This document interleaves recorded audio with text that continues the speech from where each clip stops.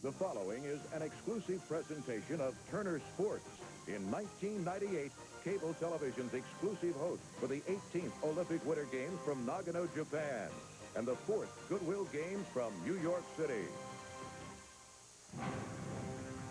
After a slow offensive start in May, the Braves bats have once again come alive, hammering Pirate pitching for 17 runs and 25 hits in the last 2 days. Tonight, Greg Maddux looks for his 4th victory as the Braves finish their 8-game road trip. Braves, Pirates next.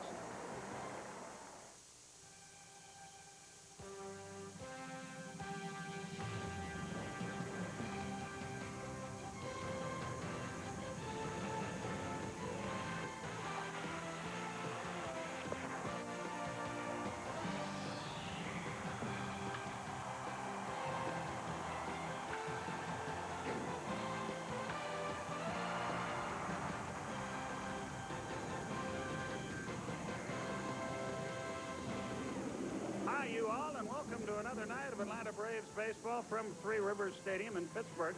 Braves find out tonight whether their road trip will be 500 or whether it will be better.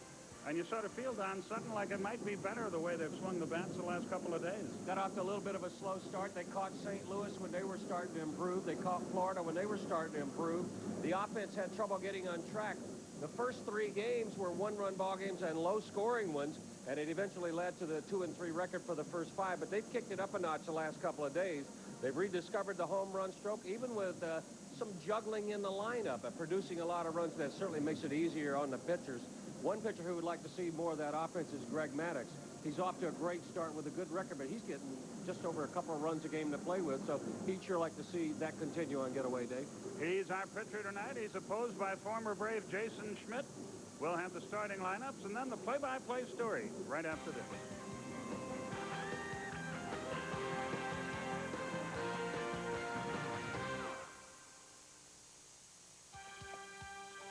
Atlanta Braves baseball, brought to you by Aflac, helping to fill the gaps left by your regular insurance. Aflac, insuring over 40 million people worldwide. And by the 62,000 professionals at Delta Airlines, who proudly put you on top of the world.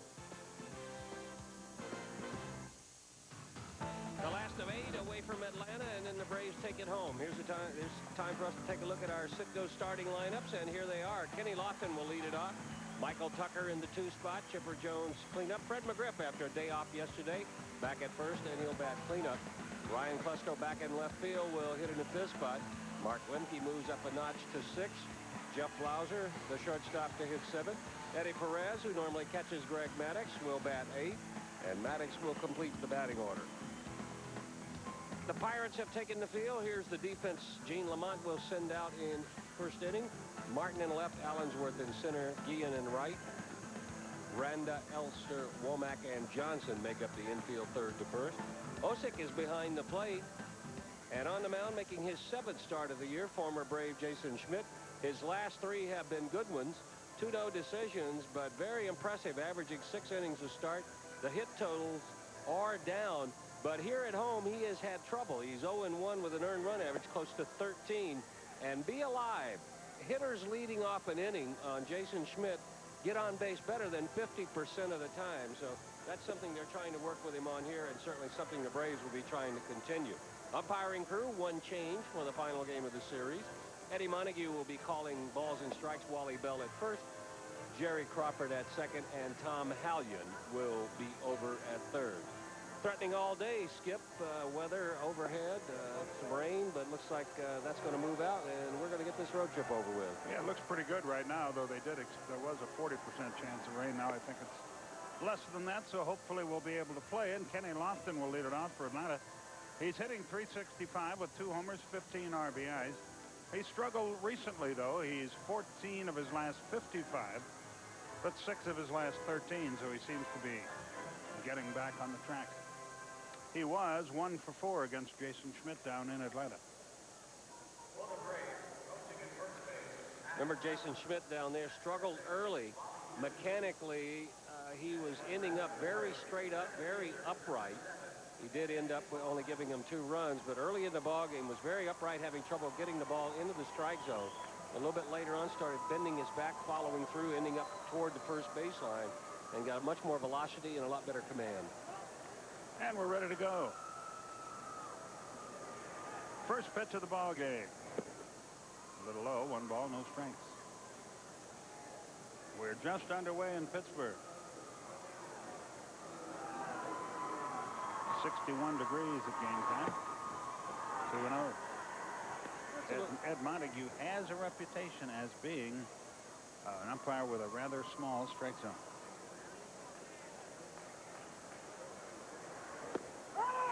Nothing wrong with that one, though. 2-1. Jason Schmidt can pitch up in the strike zone with his fastball, work more in and out. He got in trouble down in Atlanta trying to make everything down at the bottom of the strike zone. 3-1 the count. Elsewhere, Houston and Florida meet tonight. Colorado and Philadelphia do as well. In the American League, Seattle is at Milwaukee, Toronto at Minnesota, Cleveland at Texas, the White Sox at Anaheim, and Baltimore at Oakland. And a good start for Atlanta as Schmidt walks Lofton.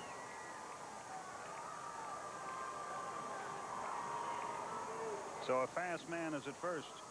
Osick has thrown out 1 out of the 2 men that have tried to run against him this year. He's their backup catcher. Lofton has 58 hits on the year, has scored 30 runs. And he hopes to score 1 here. He's on first to lead off the game. Michael Tucker, the batter. He's found the base hits tough to come by lately. 4 of his last 23.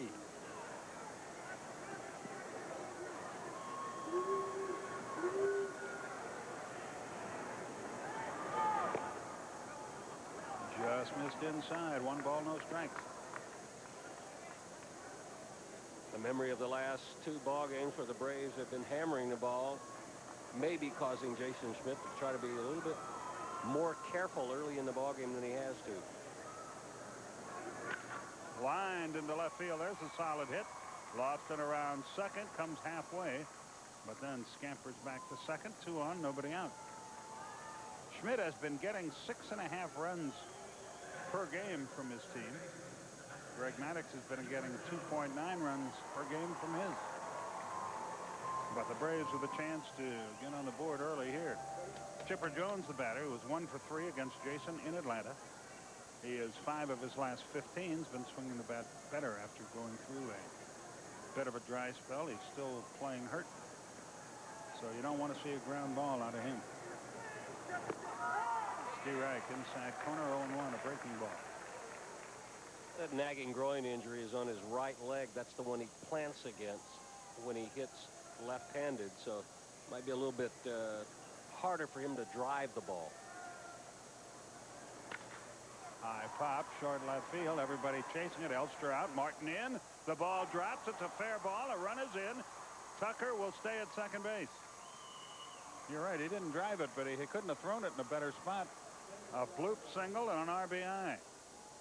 And the Braves, again, jump on top. Ever since he hurt that leg, he's been hitting the ball more to left into left center field, so you can't lock against it, and it flies open, so a little bit of an inside-out swing is what takes place. Martin was playing him almost like a dead pull hitter. He had a long way to go for that. Perfectly placed. Lofton has it right in front of him. He can see the angle there and know that Martin's got no chance. Fred McGriff comes up empty, and that unfortunately has been the story for Fred lately. 15 of his last 71, a .211 average. And they're not doing anything fancy when they're pitching to him. It's been mostly the fastball that they're throwing by him. Upstairs, 1-1. Braves scoring runs. Remember when this ball club was revamped, they said they were going to manufacture runs, not so much the home run, the 3-run homer. That's what happened in April. But in May, about half the runs resulting from home runs. Tonight, back to the April way. 2 balls and a strike. Michael Tucker with great speed at second. Chipper Jones normally with good speed, but now with almost no speed at all. Running, actually limping at first. 2 balls and a strike. Ryan Klesko on deck. McGriff steps out as Jason takes a little extra time.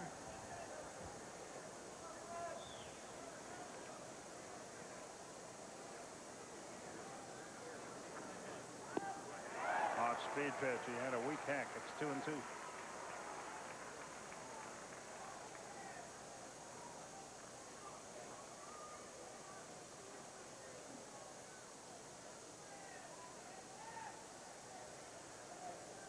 Schmidt looks in.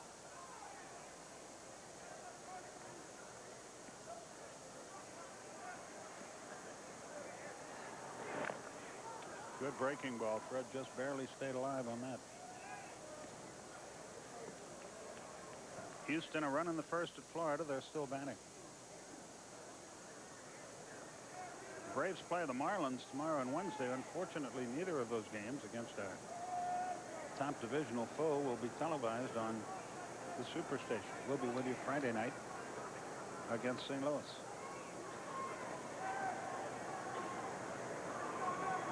Schmidt taking an eternity here. Fred steps out again. And he's disrupting McGriff's rhythm. McGriff gets into a rhythm from the time he walks to the plate till he swings the bat. Woof. Must have been low. It's 3-2. Normally McGriff will stay out of the batter's box till the pitcher gets ready to go. Good spot. Good breaking ball. Good bat control to lay off of it. I don't know if they send the runners, look for Osick to take a shot at Chipper at second base. If Fred should strike out, there they go. He loops one into left for a hit. Another run is in. Chipper's going to try to come over, bad wheel and all, and he gets in there. It's 2-0. McGriff steers one the other way. A walk and 3 straight hits for Atlanta. Fred drives in his 22nd run of the year, and sending the runners paid off. Run it out away from him. That's a good pitch, and that's good hitting with 2 strikes. If Chipper Jones is held on at first, then he doesn't make it around the third. But the fact that there was a runner ahead of him, and the fact that there was nobody holding him, he was about halfway down when the pitch was delivered. That's what allowed him just to kind of canter into third. Isn't that a good word? We haven't used that in a long time. But now that the Kentucky Derby has been contested, I guess that's a word that's a good one. We will put it up. This is a pep rally. Speak for yourself. That's all Pete Vukovich is doing right here. It's a pep rally. It's nothing mechanical. He's just reminding Jason Schmidt that the pitches have been hit the other way. None of them have been hit hard. Not a whole lot he could do about it. The only thing Schmidt could have changed was the leadoff walk. Ryan Klesko, the batter. They're on the corners with nobody out and 2 in. Clint Sadowski begins to throw in the Pirate pen, as you see. Ryan takes low. He's been behind virtually every hitter in the game, except McGriff, and McGriff worked it to 3-2 and then got a hit. Mark Lemke on deck. He has a home run against Jason this year.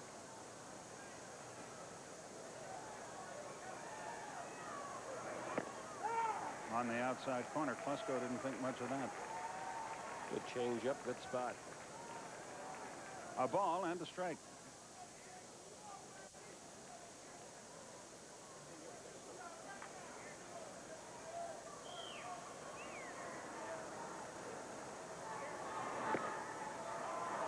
Boy. 2 balls and a strike. Well, you said it earlier. Eddie Montague has the reputation of being a hitter's umpire, and that certainly doesn't get any easier for a pitcher if you're throwing it off the plate most of the time early in the game.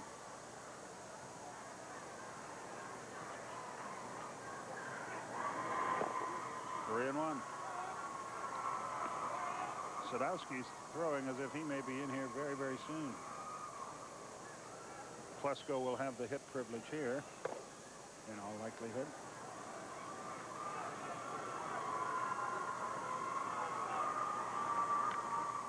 And he fouls it back. Now a full count. See if they send McGriff from first base to stay out of a potential ground ball double play. Going to be alive if you're Chipper Jones. You can actually take a shot at to strike him out, throw him out. You can take a shot at throwing out McGriff because you know Chipper Jones is going to be a little reluctant to run. The payoff, not running. Strike 3 call right down the middle. Klesko caught looking. 1 out. Bet you he thought it was high, but watch where this comes in. It's right at the top of the belt. It's a pitch that's called high a lot of times, but from this angle you can see it is well within the definition of the strike zone. No argument about that one. And here is Mark Lemke.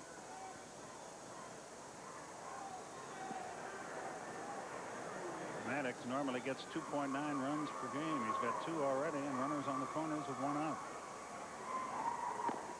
Nowhere near. He overthrew it. 1 ball, no strikes. You can see him reach back, try to get a little extra, and when he does that, he sort of flies wide open. Well, there's a happy medium there between standing upright and not completing the delivery and flying open like he did on that one. That happy medium has his momentum carrying him toward their dugout and toward the first baseline, not toward first as he did on the last pitch. Chipper at third, Fred at first, 1 out.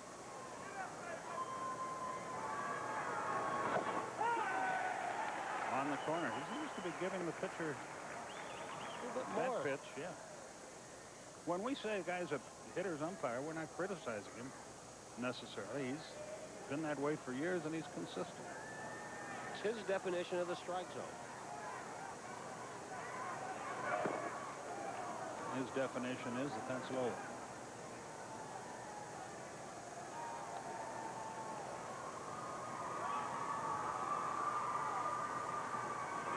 He turned on one real quick and hit it just inside the foul pole in it. Fouled it away.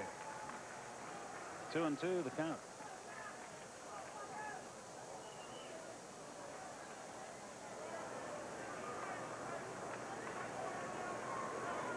Two balls, 2 strikes. Blauser leading the league in hitting. Tied with Larry Walker coming into the day's play. Lofton is 4th. Tucker 8th. Lemke stays alive. This will be a real shot in the arm for Jason Schmidt, and some pretty good damage control if he could save those 2 that are out on base. But it does continue what's been plaguing him most of his starts. Early runs in the ball game, and over 50% of the leadoff men getting on. 2-2. He stays alive. Fouls it down the third base line. Colorado 4 in the first. Well, Larry Walker leads the league in hitting now. He's singled, scoring Eric Young and Quentin McCracken for 2 of those Colorado runs. The American League, Bip Roberts leads it at 389. David Justice is second, 362. David has 30 RBIs, 4th in the junior circuit. 2-2 pitch. Into the dirt. Pops away from Osik, but not far enough from McGriff to advance. So another full count. And now you send McGriff, because if they don't complete the double play, then Chipper Jones will be able to score from third once he sees them try to turn it. But a running jump by McGriff could be a chance. It could be the difference between completing and breaking up a double play. He's got a good lead too. Here we go. The 3-2. There goes Fred. Ground ball, perfect hit and run. McGriff races for third. It's 3-0. Guillen's throw will be way late. And the Braves are first and thirding him to death there. Sending the runner pays off again. Bobby Cox pushing the right buttons, and the Braves lead 3-0. And here comes Jeff Blauser. Wrong guy covering. Ran it out away from him. Watch the second baseman break. If he stays at home, that probably is a double play, but he didn't, and it isn't, and a bigger lead for Maddux. And Jeff Blauser stands in. Eddie Perez moves on deck. Blauser red hot, 15 of his last 36. 5 homers, 18 RBI. Outside, 1 ball, no strikes. Give Maddux 2 more and then phone it in. He's 55-1 when he gets 5 runs in a game.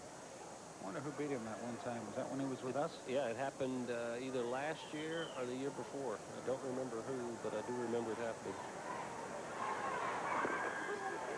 Strength against strength, and Schmidt beat him that time. 1-1 the count. 94 miles an hour on the radar gun on that pitch.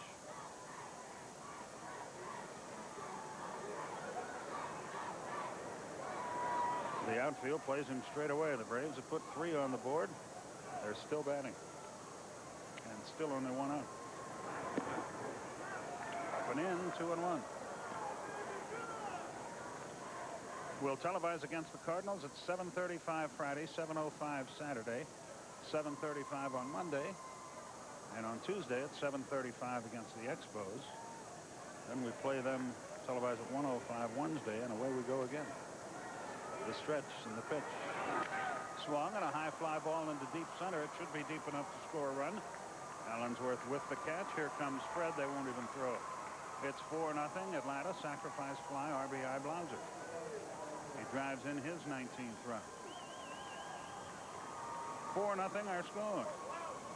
Very profitable inning. Here's Eddie Perez. Boy, could he use a hit. 1 for 25 on the year. Yeah, I don't think this is going to turn into an offensive battle of catchers tonight based on their batting averages and records to this point. Perez hitting 040 and Osick hitting about 095. Speaking of catchers, sorry to hear today that Dave Valley has decided to call it quits. After playing 12 games down at Richmond, he ended I think a 19-year career, 13 of them in the big leagues. Yeah, John Sherholz was excited to have him in the organization and waiting in the wings in Richmond.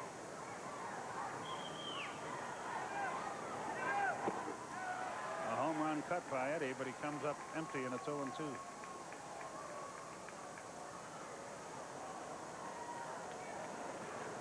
Four nothing our score.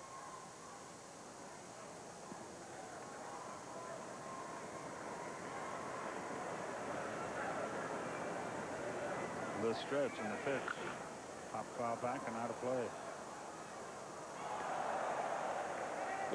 I never saw so many guys with carrying shopping bags around in my life as I did down in the clubhouse and on the bus today. I think everybody was so bored today. Everybody went shopping. No, it's Mother's Day +1 gifts. Yeah. Up and in, 1 and 2. I hope you got that sweatshirt gift wrap. No, not till I wash it. Oh, okay.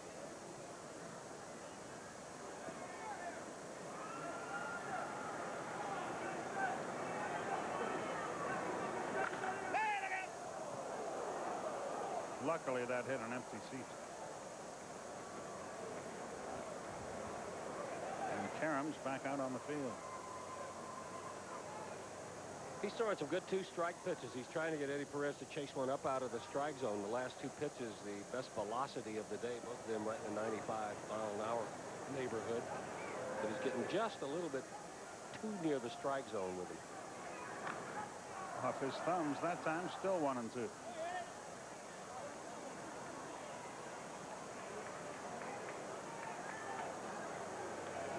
This has been a long sit-down after warming up for Greg Maddux, too. I would expect he'll probably use some time to take a few extra pitches when he goes out. Grounded foul again.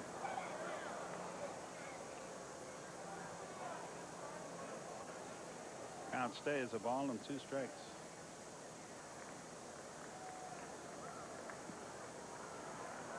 Bobby Dews runs through the signs at third. Pat Corrales at first. 2 and 2. Crowd of 10 or 12,000 on hand here on a cool, breezy night. And the threat of rain is very much in the air, though we're supposed to get through it okay. The 2-2 offering. High fly ball right field. That should end the inning. Guillen is there, and the inning is over, but a very good one for Atlanta. 4 hits, 4 runs, no errors, 1 left. We go to the bottom of the first. Atlanta 4. Pittsburgh comes to bat.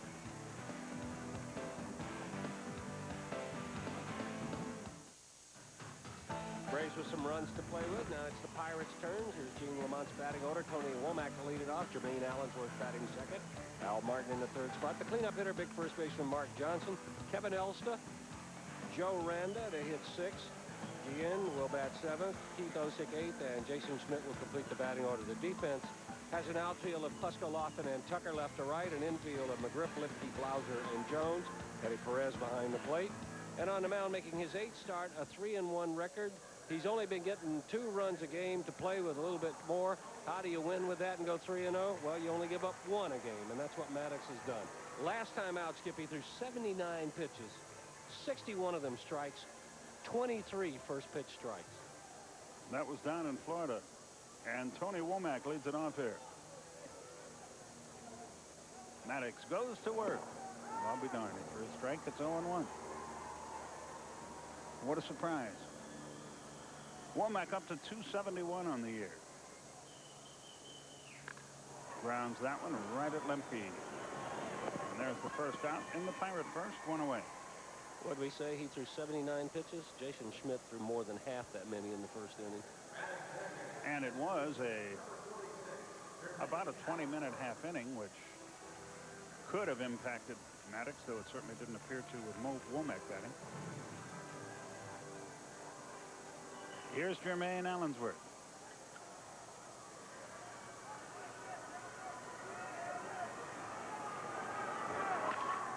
That's headed to left field, base hit. He too hit a ground ball, but in a perfect spot. And Al Martin, the batter, 0 for 13 in his career against the Atlanta pitcher. I'm really surprised that more ball clubs don't face Maddux with the idea of jumping on the first pitch. You might as well. Yeah, that's right. Once he's going to be a strike. You may hit it at somebody, but you got your chance. You got a better chance of hitting it at somebody and getting on than you do of getting a hit after he gets you 0-1.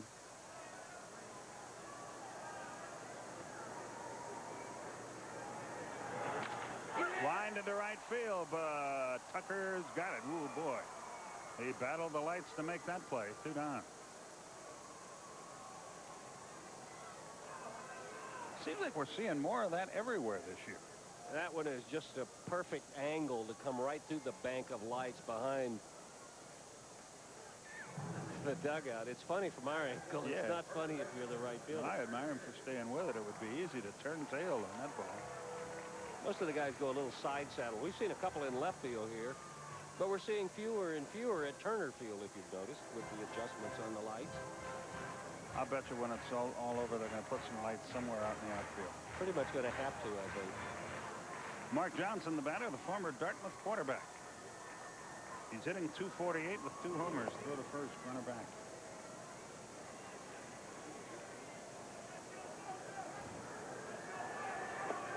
Florida bats at the bottom of the second, trailing Houston 1-0.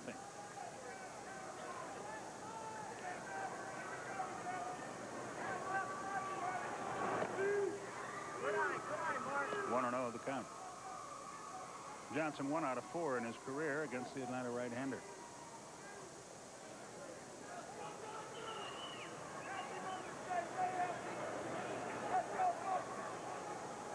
Big lead. Oh, that looks like a break. It looked like it was pretty far outside, but we'll take it. Allensworth 7 out of 9 in the stolen base department.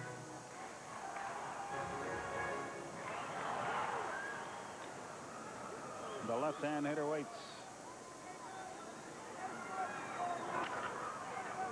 Funny swing at that one. Hit it right off the trademark and broke the bat. The cut fastball ran right in on his hands. This is a guy, Johnson, as most big guys do, who really like to extend their arms. There seems to be a fear of pitching hitters inside, especially if they're big guys, but usually the bigger they are, the more they want it out away from them so they can generate some power. 1-2 the count.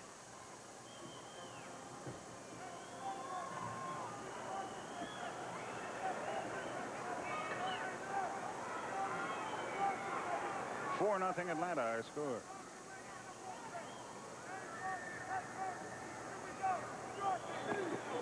And the inning is over. 1 hit, no runs, no errors, 1 left at the end of an inning. Braves 4, Buccos 0.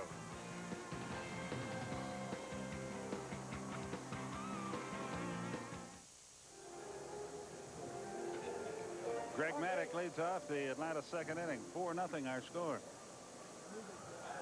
Greg 0 for 15 on the year. I wonder if Ryan Plesko hurt his wrist. Looks like Bubba, Jeff Porter, is checking him out.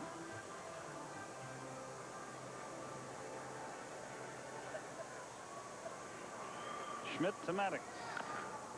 Chop to third. Randa up. Greg is 0 for 16 on the year. This would be a good time for us to take a look at our Hardee's leaderboard. The category tonight, National League hit leaders. And if you've been following the Braves, it probably won't surprise you that Kenny Lofton is atop the heap with 58 hits. Larry Walker second, and then you see the rest of the top 5. That's our Hardy's leaderboard. And coincidentally, Kenny Lofton is the batter now. How fortuitous.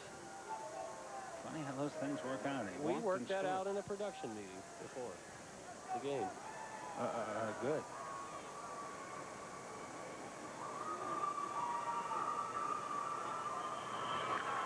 Fly ball, well hit left field. Back goes Martin into the corner. It's curving. It is foul. Just about home run distance, too. 0-1 the count. We've seen him hit one out in Atlanta and hit a couple off the wall. He has some good power, especially if he gets about a letter-high outer half pitch to handle. His stock and trade is kind of lining that in the left, but every now and then he takes a shot at trying to whistle one out of there and gets a lot of carry on it. But he doesn't get that pitch right back. Upstairs, 1-1.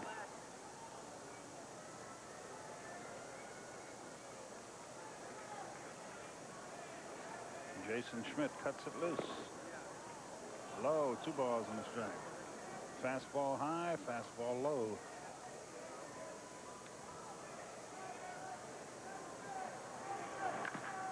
Ground ball to second. Womack throws out Lofton, 2 down.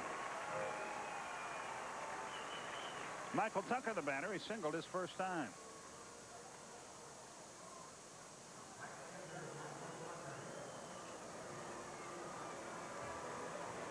And he later scored a run.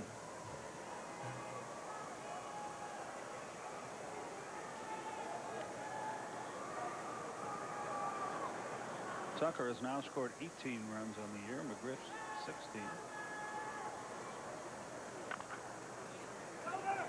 Pitcher has to cover. He does, and the inning is quickly and easily over. 1, 2, 3 after a terrible first. A very good second for Jason Schmidt. We go to the bottom half. 4-0 Atlanta.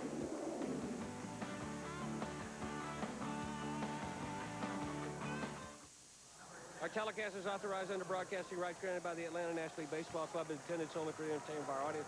Any publication, rebroadcast, retransmission of pictures or descriptions of this game without the express written consent of the Atlanta National League Baseball Club is prohibited.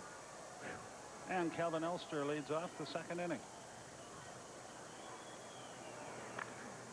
0-1 as he lashes one foul down the right side. Does look like they're going up there with the idea of trying to jump on that first pitch.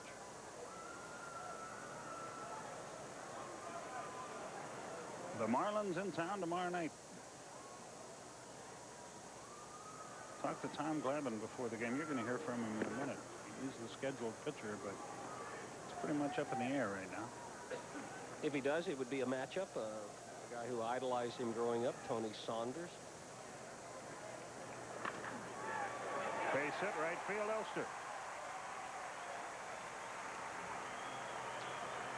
So a leadoff single in the Pirates' second.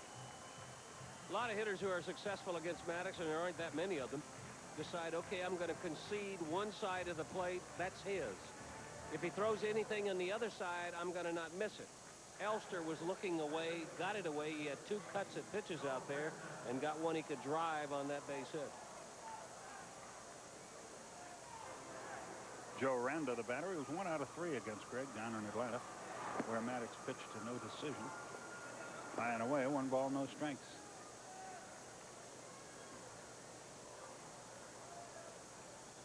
Speaking of Tom Glavine, I would guess he's in the locker room, feet propped up, having a nice pizza as he charts. Such a thankless task having to chart. At these prices, it's going to be very difficult to convince people to sympathize. Is a thankless task like charting?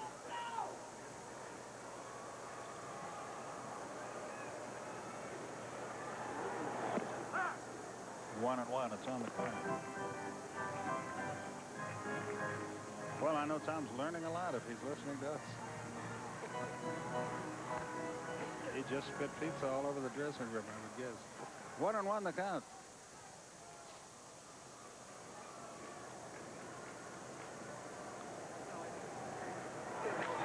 Lined into right field. Tucker on the run. Good running catch. Boy, he can play some outfield. That ball was hit hard, too. He gets a good jump on the ball. He has shown that package right there is I think it's exceeded all the scouting reports we got. Gets a good jump. He's off at the crack of the bat. That first step is the difference between that being caught and being extra bases and the Pirates having a run. Jose Guillen, the batter. 1 on, 1 out. You see a lot of guys make great plays because they have a lousy first step. He makes a lot of tough plays look routine because that first step is full tilt and right in the direction of the ball. Guillen stands in. Runner at first, 1 out. A little high, 1 ball, no strikes. Guillen hitting .257. He was 0 for 3 against Maddux in Atlanta.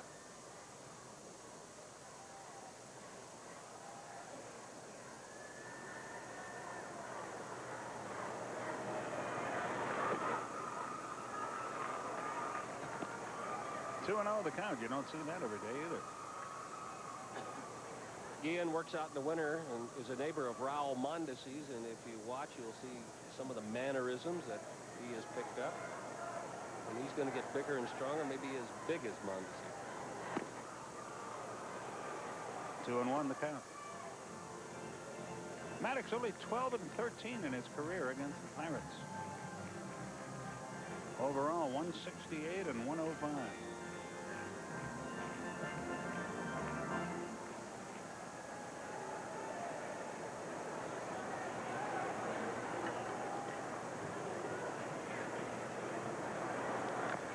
Two and 2.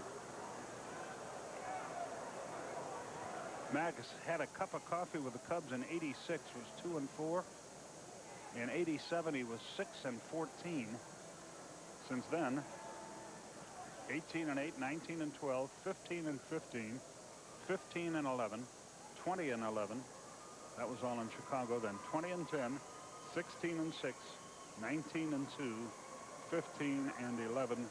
A major league 2.86 earned run average. And Eddie Perez, wishing he didn't have quite so much movement on that last fastball, fouled off. Looked like it caught him right on the toe of his left foot.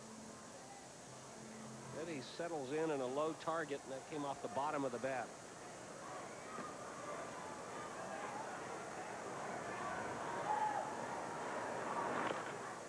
Tap toward third, but foul. Still 2 and 2.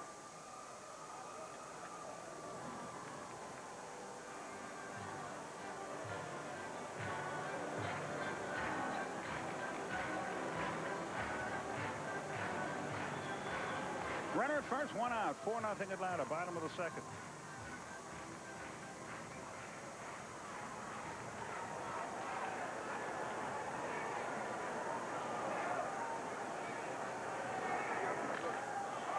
Well hit into right center field. Lofton on the run. He's there.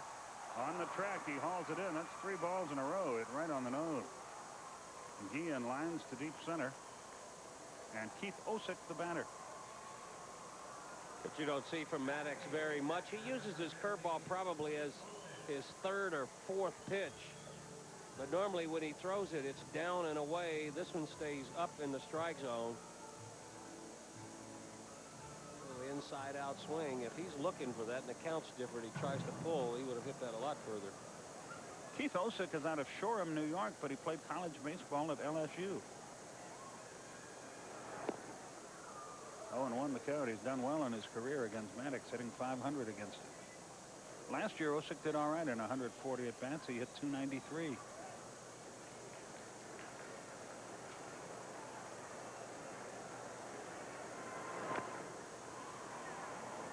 He's in the hole 0-2, and that's not a good place to be against Mr. Maddux. Osick, a 24th round draft choice back in 1990.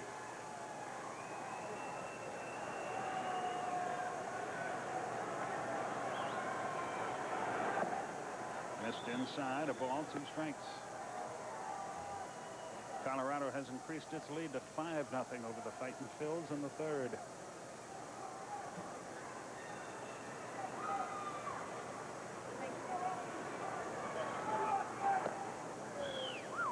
Close. Good eye, or he was fooled. 2 and 2. He might have been guessing ball and guessed right.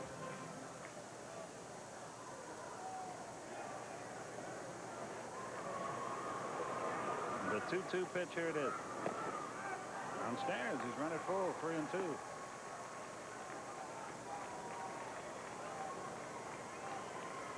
So now the runner will be going from first on the payoff pitch. See all that waving by Eddie Perez? What he was reminding the infielders was he's going to be on the move. Ground ball. Take the sure out at first. They'll try to get him at second. Struck him out with a change of pace, and the inning is over. I almost think sometimes he goes to 3-2 on purpose so he can throw that change. 1 hit, no runs, no errors, 1 left. 2 innings have gone by, Don, and as I'm sure you know, the Braves lead the Pirates 4-0.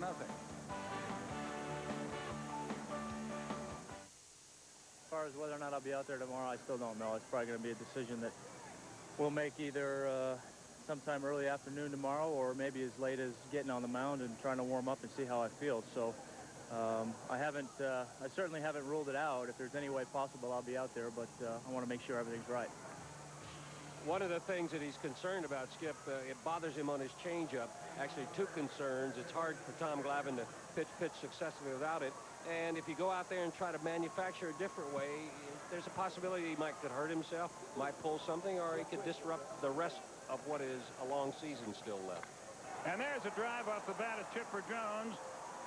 That ball is way out of here, and it's 5-0. Number 4, number 27 in the RBI department, and he wasted no time at all.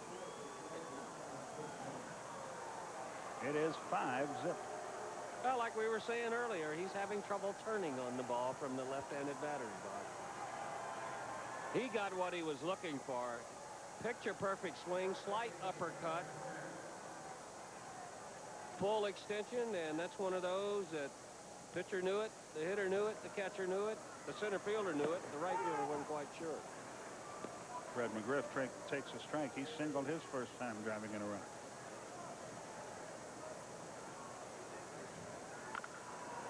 Rounded to first. Johnson fields. Pitcher covers. Johnson wins the race. That looked like slow motion there. The end of that, 1 out. This is a bang-bang play in what turned out to be kind of routine half a step. Supposed to have been a routine play. Flesko stands in. He was called out on strikes his first time.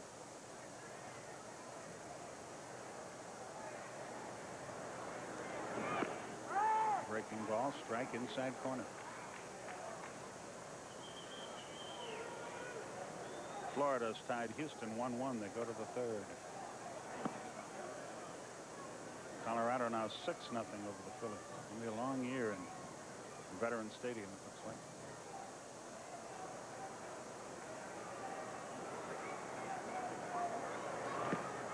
Two balls, 1 strike.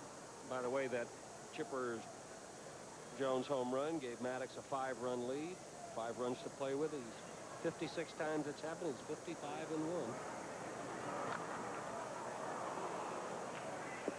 Sheeper has had a good game.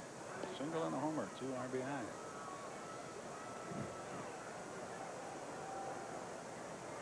Larry Wayne. Jones is giving me. Rounded to short. Elster up and throwing. 2 down. That's one of those funny things about baseball. If your name is Frank, they'll come up with a nickname for you.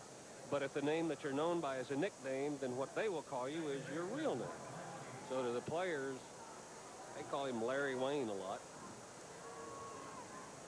What did your contemporaries call you that you could say on the air? Dino. Dino? Dino. Why was that? Dino, Desi, and Billy, oldies music.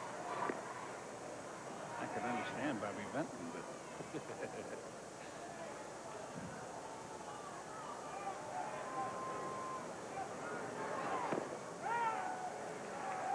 1-1 the count to the Atlanta second baseman. 5-0 Braves. We're in the 3rd. A small crowd not making a whole lot of noise here tonight.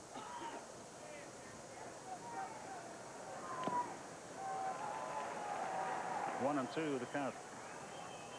Are you junior or the 3rd? Junior. Junior. Chips the 3rd.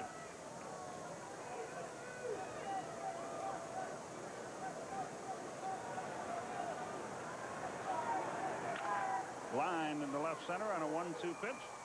Lemke has himself another safety. So he's 2 out of 2, and Jeff Blauser the batter. Runner at first, 2 out, 1 in, a 5-0 Atlanta lead.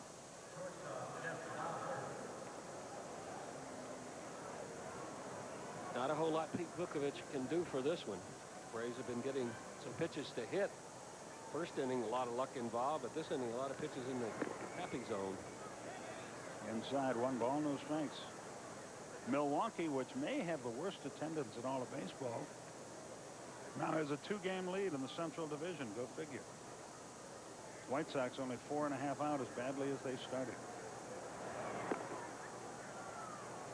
And Cleveland, one of those 2 games, man, along with Kansas City. Kansas City over 500? At 500. 17 each. 3-0 to Blauser. You know he'll have, I don't know, but I would guess he would have the hit privilege here. Eddie Perez is really fighting it. Which to hit next. No activity in the Pirate bullpen. There's a strike over the inside corner. I think he was swinging, but to use Don's words, he didn't get one in his happy zone. No, he didn't, and Blauser, of the whole lineup, is probably more disciplined when he gets the 3-0 hit sign. Fly ball, right field. It'll be caught. Pretty well hit. But Guillen is back there. He's got it. And the inning is over. The Braves score once on the Chipper Jones homer, 1 of 2 hits. No errors, 1 left. Bottom of the 3rd. 5-0 Atlanta.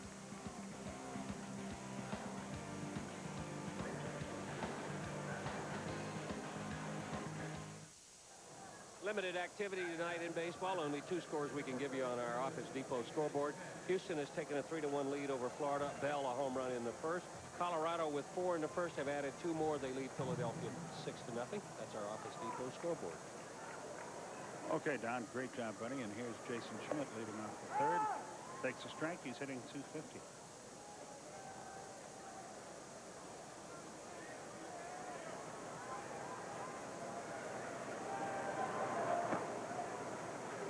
You ever wander around through an Office Depot? It's really fun. They got some neat stuff, none of which I understand. The 1-1. Maddux in front, 1 and 2. That's where I found these pencils that keep going on and on and on and on. I thought you just stole those from our radio engineer. Nope. He told me where to get them. There's the first one in the 3rd, and strikeout number 3 for the Atlanta right-hander. 5-0 Braves with Maddux pitching. You feel pretty good about it, but as Joaquin Andujar once said, you can sum it up in 1 word. You never know. That was just before he broke the sink in the Kansas City dugout during postseason play. Outside the Walmart. My favorite Joaquin Andujar story, Pete was away doing a football game. So I was working alone, the line and the pitch. And I think Ernie and whoever our other guy was, John Sterling or Darrell Cheney or Philly Sanford, were together on TV, and I was on radio, and Andujar got a base hit against us in the Astrodome. The line, the 1-1 pitch, swung and missed. Is that the sleeve story? Yeah, he calls time. Pitchers come set already, and all of a sudden he calls for time from first in the climate-controlled Astrodome. Asked for one of those little half sleeve things they have where it's just one arm. Put it on his left arm. He's a right-handed pitcher. Womack loops it. Can Blauser get there? No. A flare to left. And a runner aboard with 1 out. Pirates have a hit in every inning, and Jermaine Allensworth the batter. Perfectly placed, like a couple of the hits the Braves got. He was already extended in his stride, but kept his weight back enough and had good enough bat control just to do what you want to do if you're fooling swinging. Try to put it in play. 12-game hitting streak for Womack. And Jermaine Allensworth the batter. High, 1 ball, no strikes.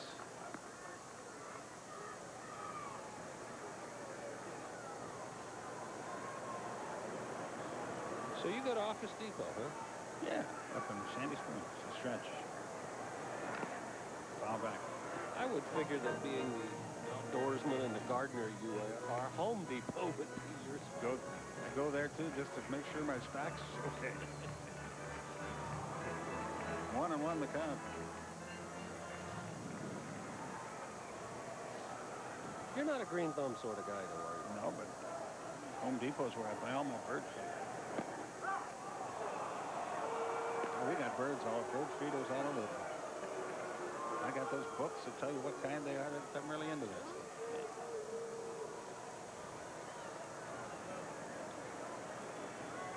I'm easily amused. The 1-2 pitch. There he goes.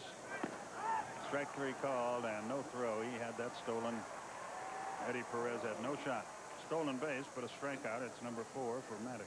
Well, he got the jump on Maddux, and the pitch is down and away. Perez with a 5-0 lead. There's no reason to trying to gun him out. Odds are less than 50-50. You were going to get him anyway. Al Martin hit the daylights out of the ball his first time, but Tucker made a good play on him in right field. Martin 0 for 14 in his career against the Atlanta right-hander.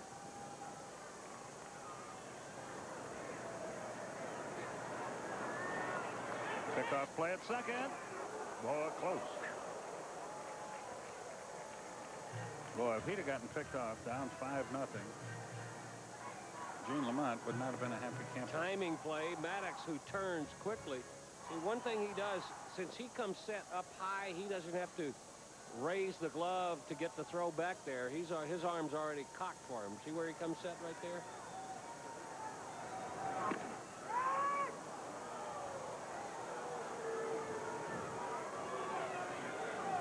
Makes it go inside. He runs it away. He runs it away big. Change up. He's the only guy I know who can take 2 pitches and make 6 out of it.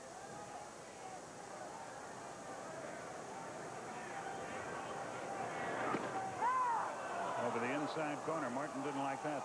See him do a little selling job there on the changeup. Maddux had the ball in his glove and was gripping the change, and then went right back to the fastball. Cut it in the neighborhood of the inside corner. Martin and Montague going at it pretty good. Montague had the mask off there for a little while, but now he's...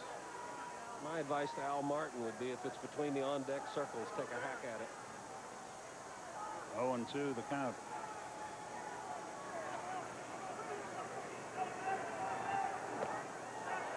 Inside. He had to skip the rope to get out of the way. Well, what he was trying to do, what Maddux was trying to do, he cut 2 in on him. Remember, he can run that fastball both ways. How many times have we seen him, after running 2 in on a left-hander, run 1 back? That one just a little too far inside.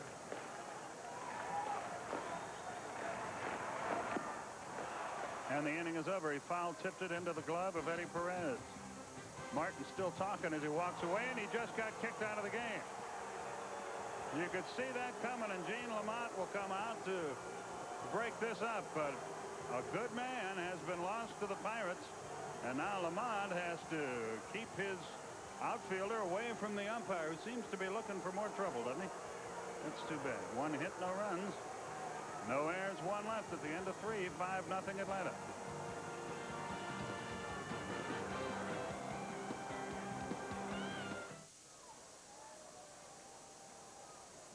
Eddie Perez leads off the 4th inning as we're back here in Pittsburgh.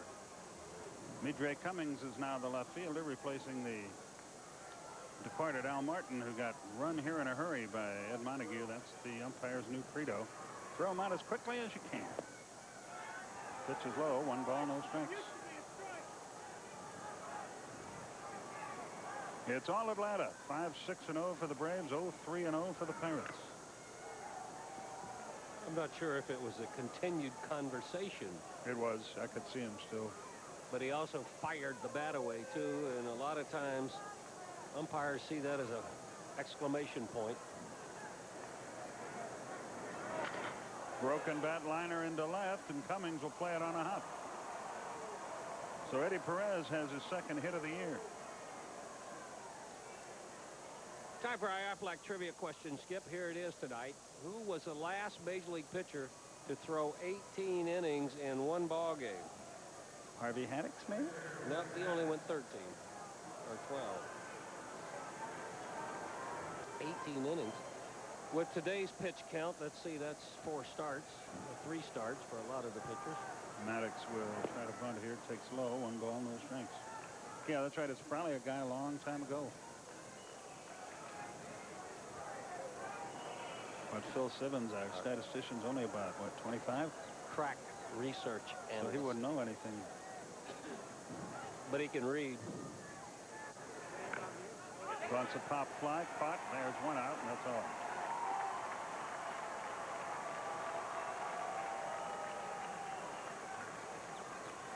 Last pitcher to pitch 18 innings. Early 1900s. Ernie? Just kidding. So that's PO1B. Is that what I put in my scorebook? I don't know, but that's what. That reminds me of Jack Buck's line. I can't get it quite right now, but it. But he was talking about Mordecai 3 Fingers Brown. You could always count on him. He'd give you 60% every time we went out there.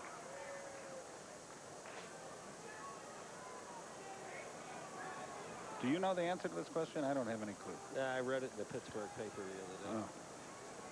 The stretch. This date in history. That pops away, and Perez races to second. It'll be a wild pitch. So things not going too swimmingly for the Pirates here this evening, at least to this point. Jason Schmidt having a tough time of it. We are in the 4th. That'll drive you to eating sunflower seeds, hulls and all. Nothing can drive me to that. I feed them to the birds.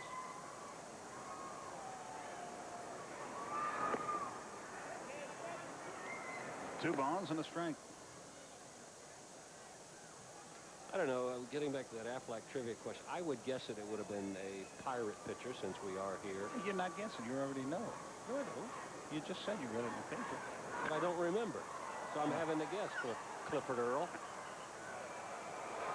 By the way, speaking of former Pirate pitchers, bumped into a really good guy at dinner last night. That's Bob Friend. He and his wife were having dinner where we were, and a guy who won close to 200 games here and logged, has his name etched in a lot of the categories and Pirate pitching records, and what a nice man. Good golfer, too, and his son is playing, I believe, on the Nike Tour and has been playing well. We wish him well. I think he started 477 games for the Pirates.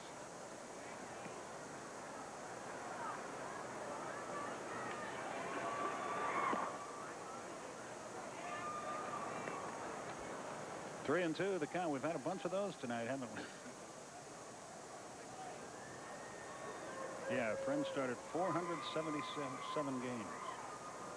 That's got to be in the top 5, doesn't it? Well, it's in the top 1 in Pirate pitchers.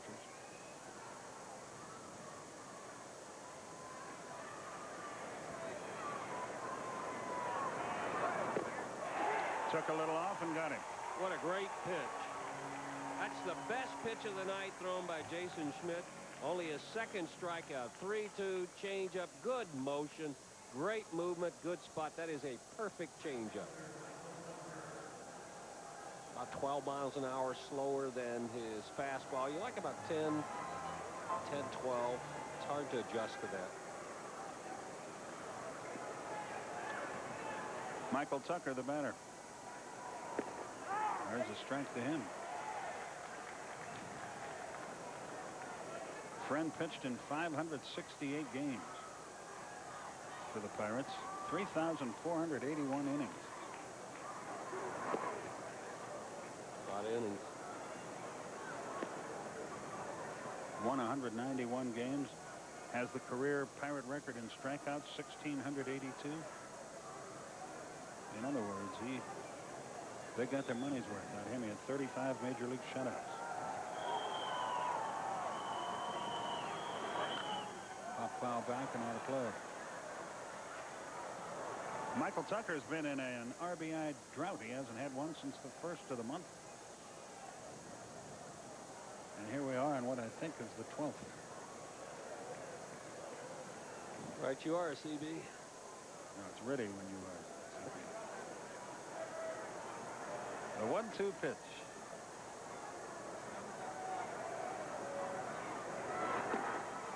That's upstairs, and the count evens at 2-2. The Marlins in town tomorrow. Tom Glavine maybe against Tony Saunders.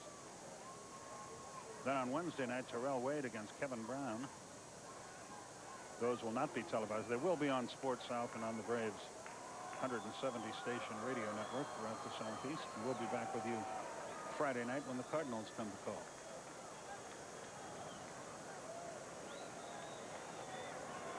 See this happen to Michael Tucker a lot. He leads the league in international objects in the eye.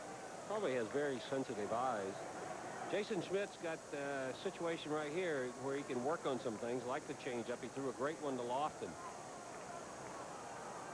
He might be ready to try it again. Normally, Michael Tucker carries his own eye wash in his back pocket. And he says his eyes just get dried out.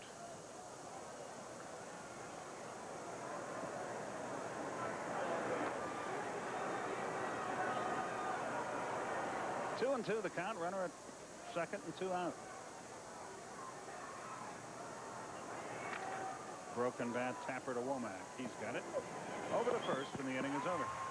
So the Braves get a leadoff single, but can't capitalize. 1 hit, no runs. No errors, 1 left. Bottom half of the 4th inning coming up. It's 5-0 Atlanta.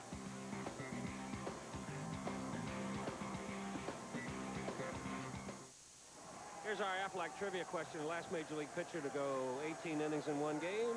It was Vernon Law. July 19th, 1955, a 9-hitter, gave up 2 runs, struck out 12, got a no decision, and he did not have to throw twice in between for his next start. I would imagine not. Mark Johnson takes a strike over the outside corner. He probably spent about 12 hours at a whirlpool. Did they have whirlpools right back there in the early 1900s? Oh, yeah, big ones. Big old aluminum ones. Usually somebody would take tape, and then whoever the player was that spent the most time in the whirlpool, the tape would have his name on it. It would be the USS. Yeah, we've had a few of those over this way, too. Foul tip back, still 0-2.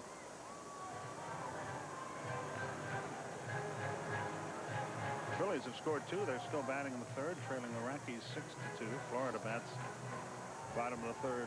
Houston leading 3-1. Either that or the scoreboard doesn't really keep things up to date, because that score has been up there for quite some time. Johnson loops it foul down the left side, but out of play into the seats. Nice catch.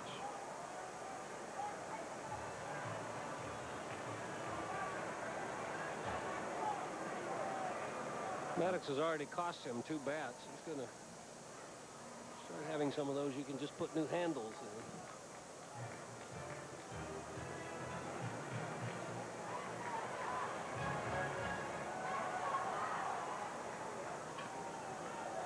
in. The 0-2 pitch. He fouls it back again.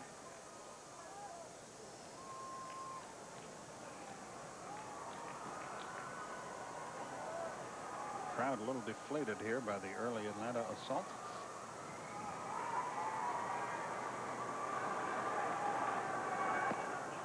Down and in, a ball and 2 strikes.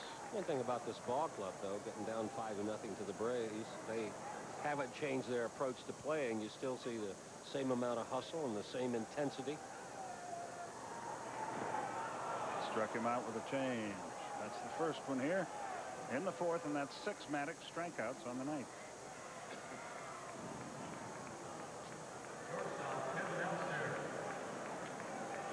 And Elster, the batter, he lined a single to right his first time. Maddux now has struck out 39 men in 50 innings. Yeah, but he's walked 4. Yeah. Breaking ball low, 1-0. You might see one right in on his hands here in a minute.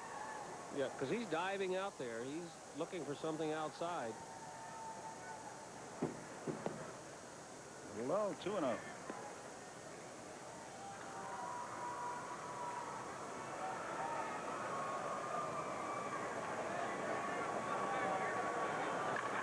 Deep short, base hit. Elster's 2 out of 2. He's hit one to right, he's hit one to left.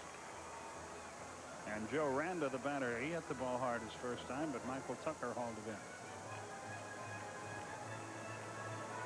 The Pirates have had a hit in every inning.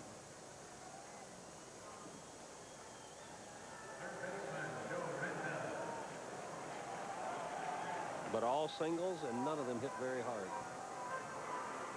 Randa came over from Kansas City, where he was a 300 hitter a year ago.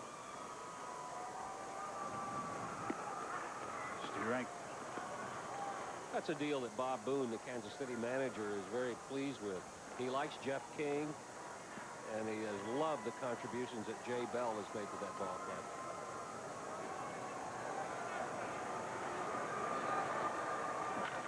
Double play ball, 6-4, hitting over. Maddux gets the ground ball from Randa, 1 hit. No runs, no errors, nobody left at the end of 4, 5-0 Braves.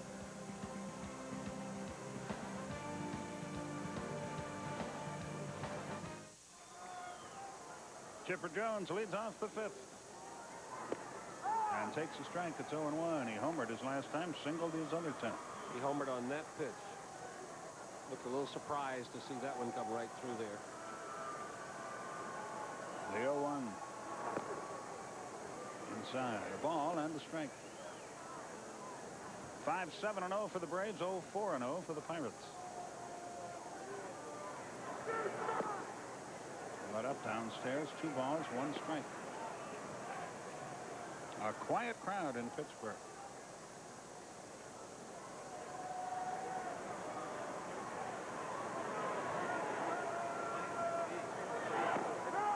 On the outside corner, it's 2-2. You know what you don't see much in crowds at the ball game anymore? People keeping score. Yeah, it's sort of a lost art, isn't it? And this is one of the 2 places where you can get the little scorecards. Wrigley Field, they have them, the regular little thin paper ones. Little cardboard thing, yeah. Yeah, a lot of people, you see it more in the stands in Chicago than you do any other place, but hardly ever see that. Hot shot inside the bag. Take it slow, Chipper. He's around first, and he's on cruise control into second, and he has a single, a double, and a homer now. He had a good pitch. There's a change-up in a good spot, but he just went out and got it. Good bat control. Hit it hard just inside the bag. He knows he has a single. He thinks maybe he has a double, but it's not worth running hard for. Nice to be able to hit it where you can cruise in and protect yourself. Fred McGriff, the batter, has singled in a run, later scored, and grounded first. Braves got 4 in the first. If you joined us late, we'll tell you how it happened.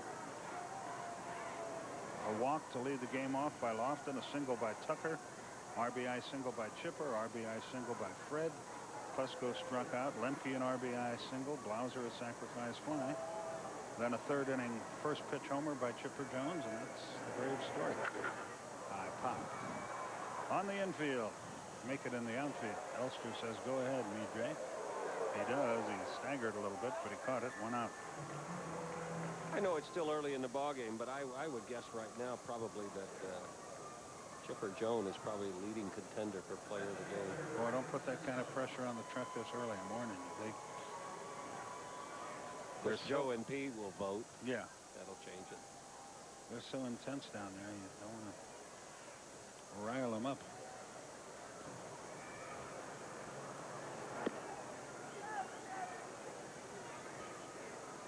One ball, no strikes. Of course, then again, Mark Lemke has a couple of base hits and some good defensive play. Greg Maddux has a shutout working.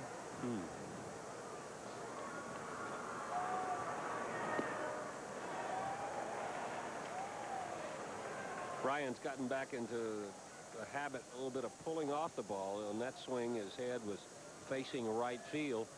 When his average starts to climb and he gets on a tear, it's when he really stays closed and tries to hit everything hard up the middle. Oh, boy. What was wrong with that? 2 balls and a strike. Unless that little white thing right there in front of Osick is not the plate. Might have been low, I guess. 2 balls and a strike. 3-1.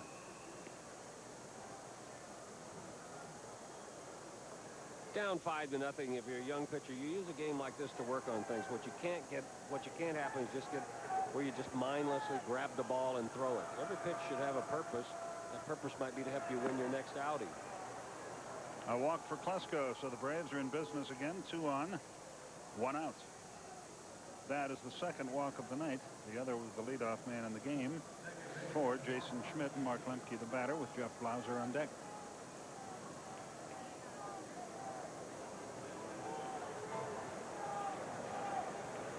After this half inning, Pete and Joe will join you. We'll head over to Braves Radio. And Don and I, speaking of Braves Radio, will be with you tomorrow night from Turner Field.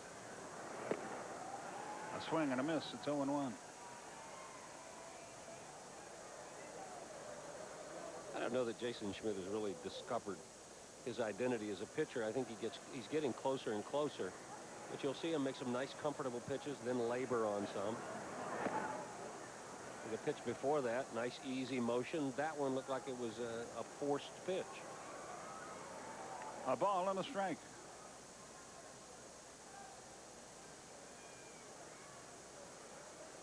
Klesko leads away at first. Chipper Jones from second.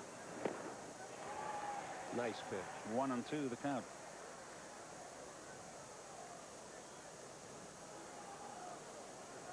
Lemke out of the batter's box. He's 2 out of 2.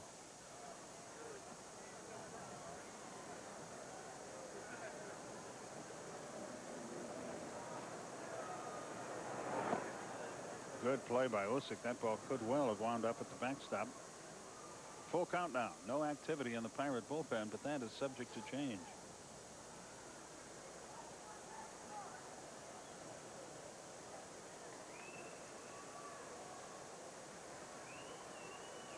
Here comes the 2-2 with 2 on and 1 out. Missed outside. Full count now. 3-2. Do you send him with 1 out and Lemke hitting? Maybe not, just because of Chipper's injury. We'll wait and see. And up by 5. I know that's a lead that you can overcome, but it's usually a lead that would be overcome by somebody with a bunch of boppers in the lineup. The Pirates don't really have a collection of home run threats, so I would guess no. Might have chased a bad ball upstairs. Lemke out on strikes, and the runners did not go. Jason records his 3rd strikeout of the game, and here's Jeff Blauser. Blauser drove in a run with a sacrifice fly on the first, fly to right in the 3rd.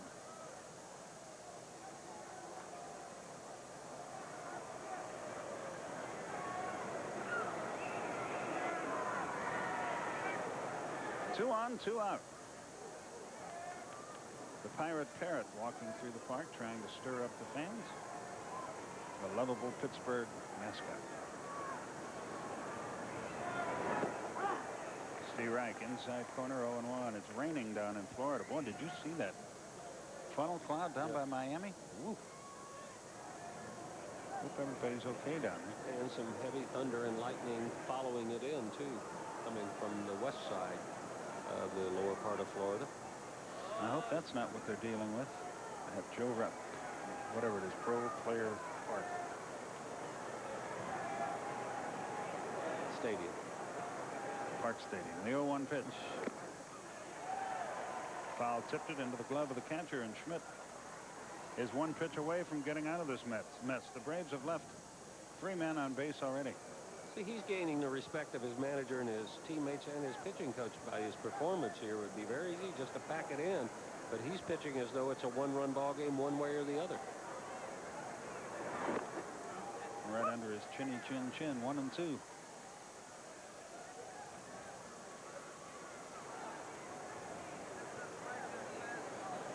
With rain in the area, it's nice to point out that when the Pirates are retired in the bottom of the 5th, it will be an official game. 2-2.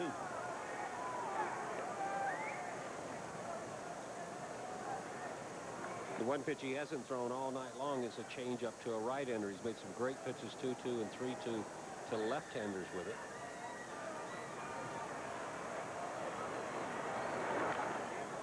Pop foul back and out of play. Still 2-2.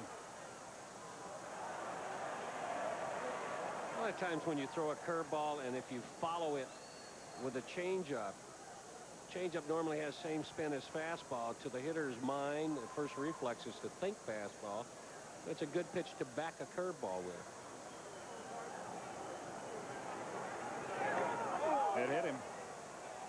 Once again, Blauser is hit by a pitch and the bases are loaded. He's going to run that fastball in on him, and he did. A little bit farther in than he wanted to, and another one on the forearm of Jeff Blauser. That's number 6 on the year in that unpleasant department. Did you see the security guy behind the screen flinch when Blauser got hit? It was in our first picture there. He jumped out of the way like he was the guy getting cracked. Sympathy pains. Here's Eddie Perez. Outside, 1 ball, no strikes. Their bullpen begins to stir. Watch the guy over the umpire's shoulder. It hurts.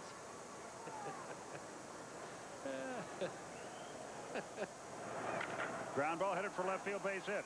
1 run is in. Klesko's going to try. Good throw gets him. Terrible throw won't. It's all the way to the backstop. Another runner. No, Jeff decides I better stay right where I am, and it's 7-0. And Eddie Perez delivers a key 2-out hit.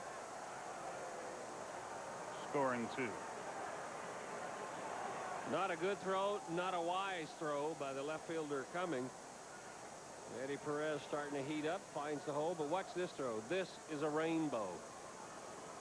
But if the plate had been back at the backstop, he'd have had him. He overthrew the coverage. Vukovich on his way to the mound. The bullpen is busy again for the Buccos. Well, you know they would have liked for Jason Schmidt to have gotten further into this ball game. And he almost got out of that. Almost made some good pitches to get out of it. 2 key things, probably the walk to Klesko and hitting Blauser with 2 strikes on him. 7-0 Atlanta. The Braves are clicking on all cylinders right now. They're hitting home runs. They're hitting singles and doubles. The pitching is good. Vukovich now turns and heads for home. He was talking to Keith Osick, and watching him do that reminded of a conversation that's taken place, I'm sure, more than once when a manager or pitching coach will come out and talk to the catcher and ask him how his stuff is. And in games like this, sometimes he will say, I don't know, I haven't caught any of it. It never reached me.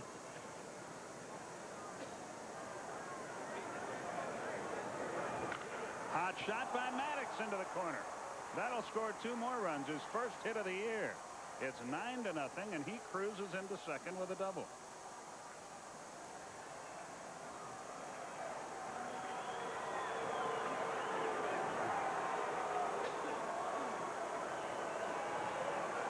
Jason Schmidt can hardly claim that they didn't stay with him long enough tonight. That's probably a nail in the coffin. A fastball in the Maddux. He just turns on it.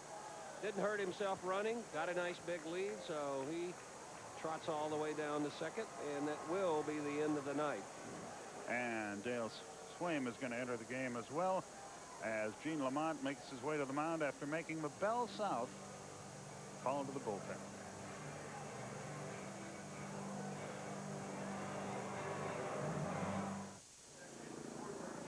Dale Swaim into the game to play shortstop. He will bat in the 9th spot in the order as they double switch. And Clint Sadowski will pitch and bat in the 5th spot, or at least the 5th spot will be his spot in the order. He worked 3 innings here, first game of the series, allowing just 1 hit, walking 2, striking out the same number, and throwing a wild pitch. He started the year in the minor leagues. Did not pitch that well there, but has pitched pretty well since coming up. Threw the ball well the other night. Had good stuff. Showed a heavy sinking fastball. Pretty good breaking ball, but his strength is to try to get grounders, just pound the lower part of the strike zone.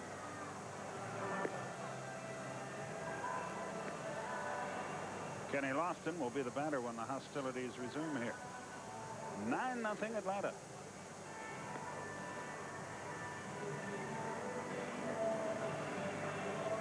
Still raining in Florida, where Houston has a 3-1 lead. That is not yet an official game, I don't believe. A little lull in the action here, Skip. We can remind our friends at home that the NBA playoff action continues tomorrow night on TNT beginning at 7 o'clock as Seattle faces Houston, followed at 9:30 with the Hawks versus the Bulls. Must-win situations for Seattle and the Hawks. Houston and the Bulls up 3-1. Inside the NBA wraps up the night as the NBA playoffs continue on TNT.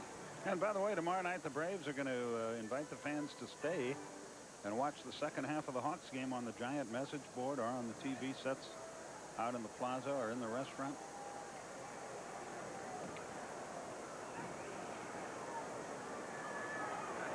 Pitch to Lofton, swung on, popped up left side. One pitch could end the inning. Randa on the run. Can he get there? No, nobody gets there. I don't know that anybody really wanted to. 0-1 the count. 4 runs home in the inning. 4 in the first, 1 in the third, 4 in the fifth.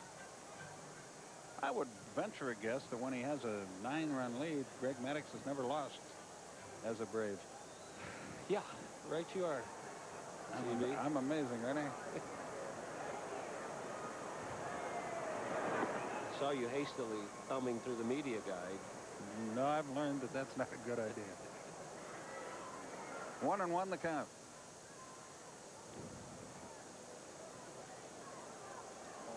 There's a happy band of Warriors.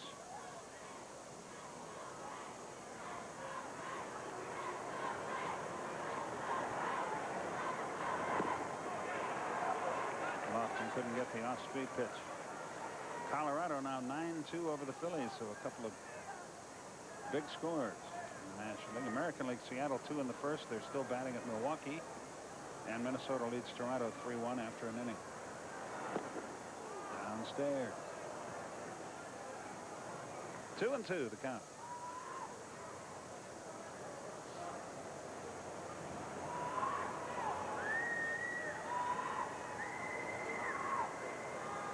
Clint Sadowski steps back off the mound. 9-0 Atlanta in the fifth.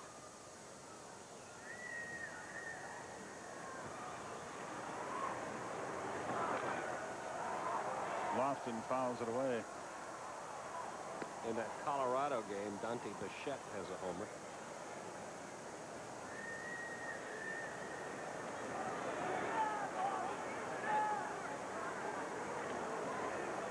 The Pirates are off tomorrow, then Colorado in for 2 and Florida for 3 before they hit the road. Colorado's turned it around this year away from Coors Field. They're starting to score runs on the road. They're winning on the road.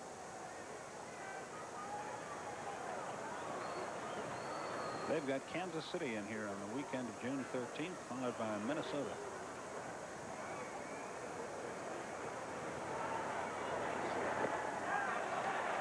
Took a weak hack and the inning is over. But the Braves put 4 more runs on the board, and they do it on 3 hits.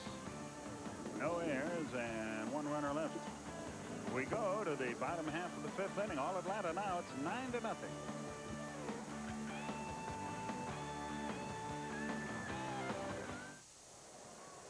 Good evening, everybody. Joe Simpson and Pete Van Weeren with you. It's a rather cool, brisk evening, but the Braves' bats have stayed hot. That they have after a very slow start on this road trip. Another 9-run outburst so far. We're only in the bottom of the 5th. They're hammering the ball and picked up 9 earned runs tonight off of Jason Schmidt. Some changes for the Braves in the bottom of the 5th inning. Michael Tucker moves over to play left field as Andrew Jones checks in. Andrew's in right. Also a new shortstop. Rafael Belliard will give Jeff Blauser the rest of the night off. And for the Pirates, Jose Guillen faces Greg Maddux. You got to feel pretty comfortable with Maddux out there in a 9-run lead. Grounded to second. And Lemke throws him out. 1 down in the 5th. Another thing about Blauser, though, where he was hit with that pitch by Schmidt might make you wonder if he's in getting a little ice on that, too. And we saw Ryan Klesko being tended to earlier in the game, his right wrist. So any little bumps or bruises you might have, not a bad idea to give you a few innings off. And maybe not. Jeff's still watching this inning anyway, as Keith Osick Grounds one foul. He struck out his first time up. Eddie Perez has broken out of his early season slump with a couple of hits tonight. Osick still battling it. 2 for 22.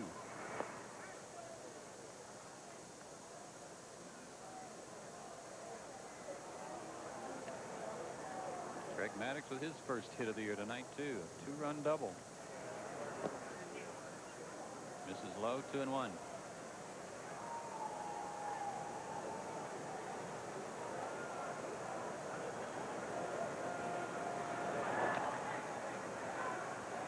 The Rockies come in here next. The Pirates have an off day tomorrow, and then Colorado comes in Wednesday and Thursday. And the Rockies tonight are beating up on Philadelphia, trying to salvage one game out of their 4-game series. They lead 9-2.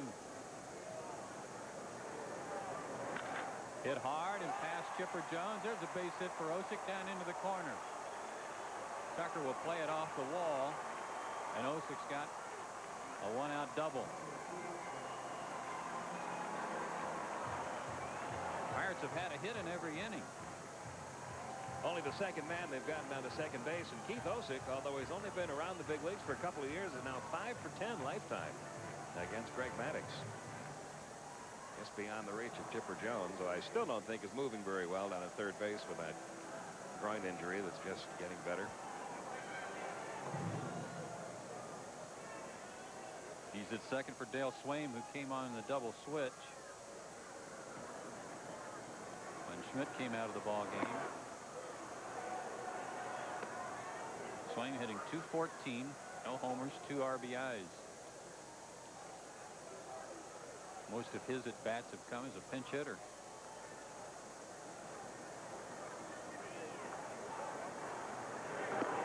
Good changeup, 1-1.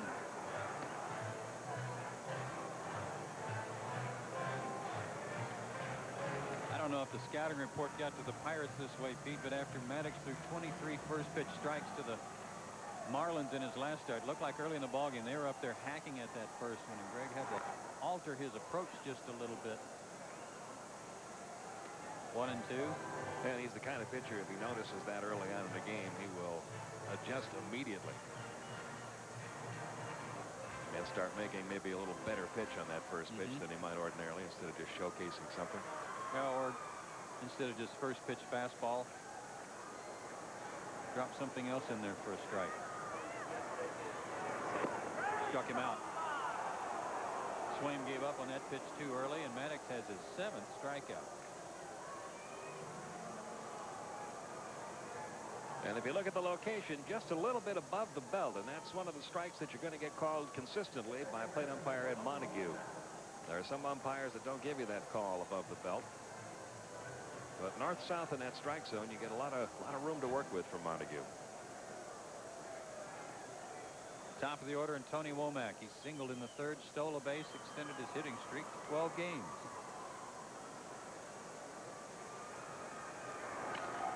Broken back flare to left. Tucker charges. Are going to wave him home.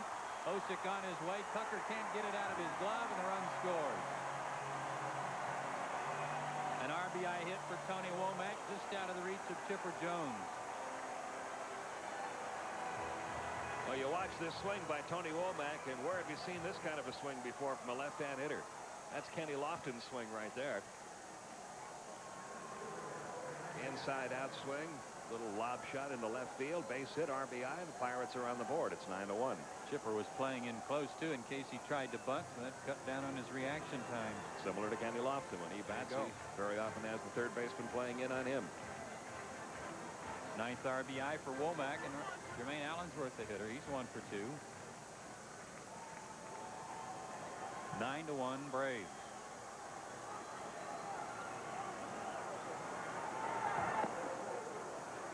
Played off a breaking ball, 1-0.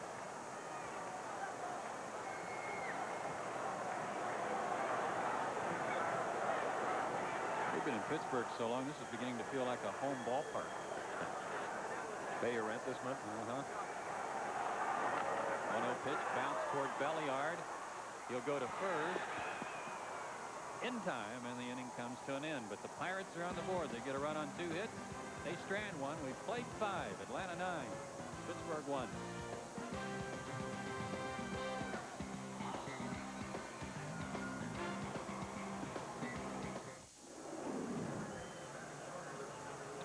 And a look at tonight's Budweiser game summary. Greg Maddux in control again. 7 strikeouts on the night. Jason Schmidt roughed up pretty good. A big first inning for Atlanta with Chipper, Fred, and Mark doing some damage. Then a home run by Chipper Jones and a 2-run single by Eddie Perez, adding to the offensive outburst. And that's your Budweiser game summary. And Michael Tucker leads off the 6th for Atlanta.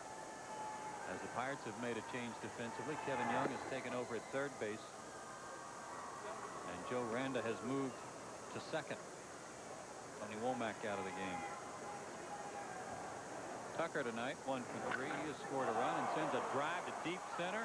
Allensworth stops and watches way up on the batter's eye, way out of here, probably 420, 430 feet away, and I don't know that I've ever seen a center fielder do that, Pete. Now, that's the kind of reaction you'll see a left fielder, right fielder occasionally give you, and the ball is obviously out of the ballpark, usually headed to the club level or upper deck or someplace like that, but very rarely do you see this from a center fielder. It's 400 feet to straightaway center. Allensworth doesn't get within 20 feet of the wall, and he just stops and says, no use am I going any further on this one. Wow. Everybody knew it. Tucker knew it. Sadowski didn't even look. Allensworth, that's all he could do was watch. Chipper Jones is homered tonight. Takes low, ball 2. 4th homer for Tucker. 22nd RBI. Mercy. 10-1. Randa gets tested right away. 1 out. Chipper was 3 for 3 before that at bat. And Fred McGriff, the hitter. He has a hit and 3 trips and an RBI.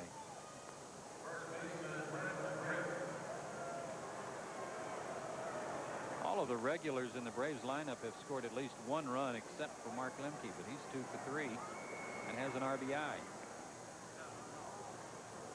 Everybody has an RBI except for Lofton and Plesko. 1-0 to McGriff. Alan Embry up now in the Atlanta bullpen.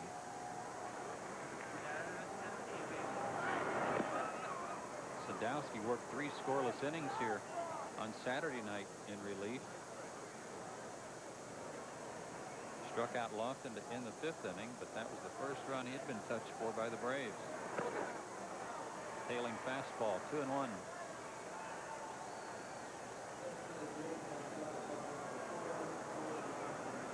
Wow. 441 feet, the estimated distance on the Michael Tucker home run. 441. That's the longest home run hit by a Brave this year.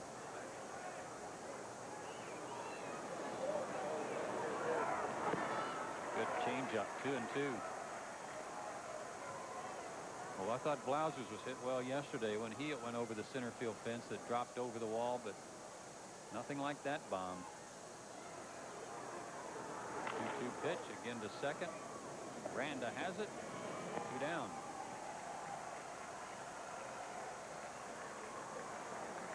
And Andrew Jones will have his first at bat of the night. Michael's been struggling with his contact lenses. I don't think he was having any trouble on that swing. I think he was perfectly focused.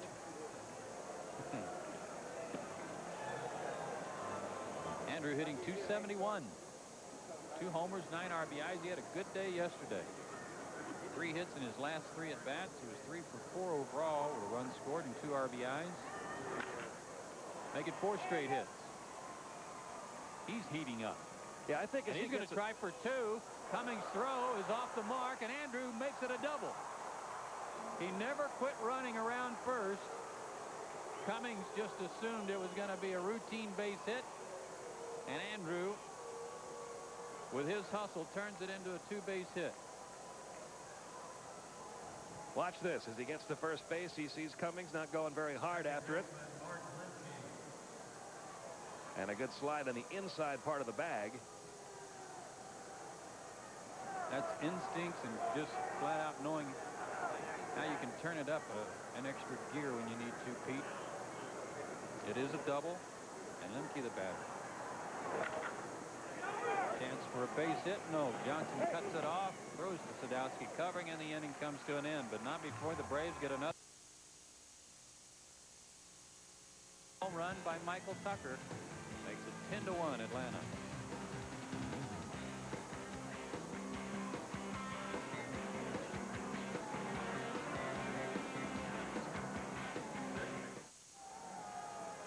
Ten to 1 Braves. We go to the bottom of the 6th inning, and a short night for Greg Maddux. He leaves with a 9-run lead. He works 5 innings, 6 hits, only 1 run allowed, no walks, 7 strikeouts. Gives way to Alan Embry, who makes his 14th appearance. And Joe, part of this move for Bobby Cox may go back to the Tom Glavine situation. If Tom's unable to pitch tomorrow night, if he's going to have to miss a turn, you're going to have to move some pitchers up. Perhaps pitch Terrell Wade on 3 days rest, and then come back with Denny Nagel on 3 days rest, and then have Maddux come back again, or Smoltz come back again on Friday. That'll be a full 4 or 5 days rest for him, and then pitch Maddux on Saturday, maybe Glavine on Sunday. So a lot of it could have to do with just getting everybody a little bit extra time off. I think that's a very good point. Before they're going to have to make another start. And get some guys in your bullpen a little work too. Drake Cummings stands in, and he pops one up on the first pitch. Belliard under it, 1 out. Cummings came on for Al Martin when he was ejected back in the bottom of the 3rd inning by home plate umpire Ed Montague. Mark Johnson's glad to see Maddux out of there. He was 0 for 2, struck out twice.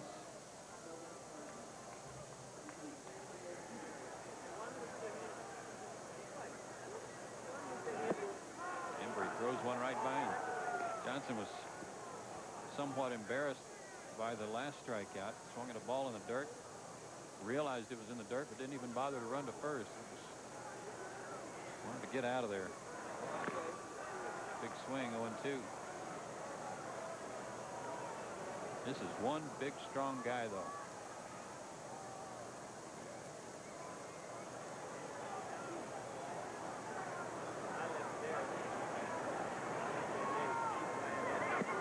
Good breaking ball. Struck him out on 3 pitches. Alan Embry working on an off-speed pitch to go with that good fastball, and that was a beauty. That's a good kind of game to experiment with a pitch that you're working on. You've got a big lead. You're ahead in the count.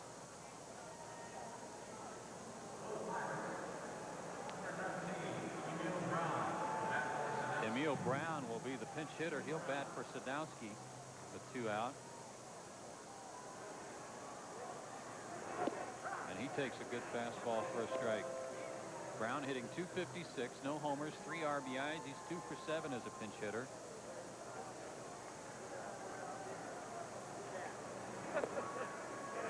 One and 1 the count. He got a start here a couple of nights ago. Took an 0 for 4 collar.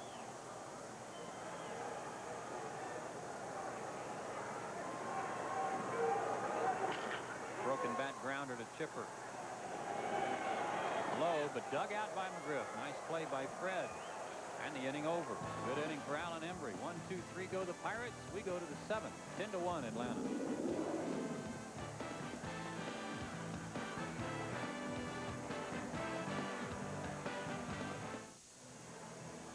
Time for our Olympic stain on deck look ahead as we go to the 7th inning here at Three Rivers Stadium. Braves come home tomorrow night to take on the Florida Marlins for a couple of games. And of course, we're still not sure if Tom Glavine's going to be able to take the hill for that first contest. Then the Cardinals come in for a 4-game series that wraps all the way around to Monday. And the finale of the homestand will be a 2-game set with the Montreal Expos. Hope you'll make your plans to be with us then. And if you can't be at the ballpark, join us here on the Superstation. A new pitcher, Ramon Morel, for the Pirates as we go to the 7th. And here's Pete. Okay, Joe Morel makes his 4th appearance. He's only worked 3 2/3 innings in his first 3 outings. Control's been a little off with 4 walks issued, and Rafael Belliard leading off here in the top half of the 7th inning. His first at bat. He's 3 for 9 in the year. Braves leading at 10-1.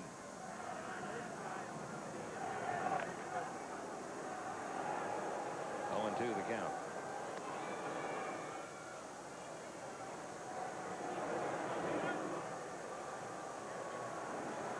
Braves have had 5 of the 10 runs driven in by the lower third of the order. Blauser had an RBI before coming out. Perez drove in 2. Maddux drove in 2.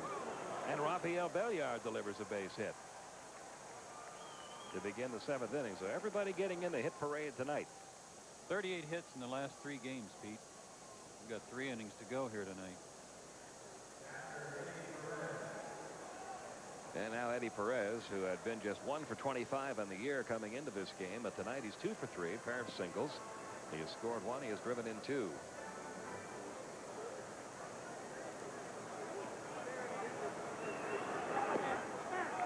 Nothing and 1 the count on Perez. 10 runs, 13 hits now for Atlanta. We're in the top half of the 7th inning.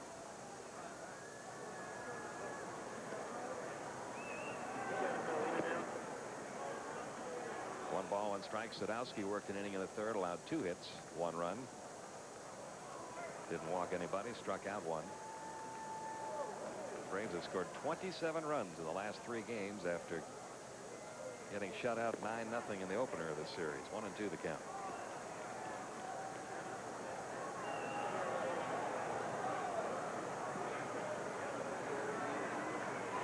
Kind of makes you more and more impressed with what Francisco Cordova did here Friday night. Yeah, that was a masterpiece that he pitched here on Friday. And he's getting ready for his next turn. 1-2 on Perez.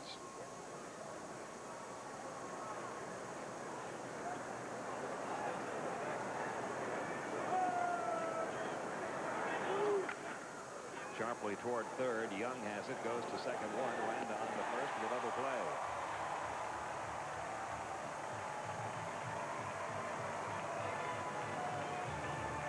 Two outs now. Base is empty, and Keith Lockhart will come on to pinch hit for Embry. Some more solid contact, though, for Eddie Perez. Good signs tonight of him coming out of his slump. Lockhart on the air, 182 as a pinch hitter. He's at 250. He's 3 for 12 in this role.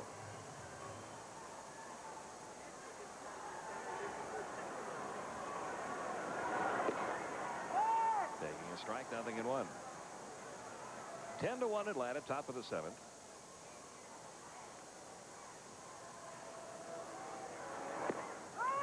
Breaking ball for a strike, 0-2, to show you how well the Pirates have played up to this point this year. If the Braves are able to hang on to this big lead and win this one, it'll be the first time that the Pirates have lost 3 in a row all year. 1-2. Brad Klontz in the Atlanta bullpen. I'm mystified by something right away, Joe. He's got the long sleeves on tonight. It's 15 degrees warmer than it was the other night when he was wearing the short sleeves. It's true. Ground ball right side. Johnson to Morel. That'll do it for the Braves in the 7th. So Morel shuts the Braves down. Top half of the 7th inning. Still 10-1 Atlanta.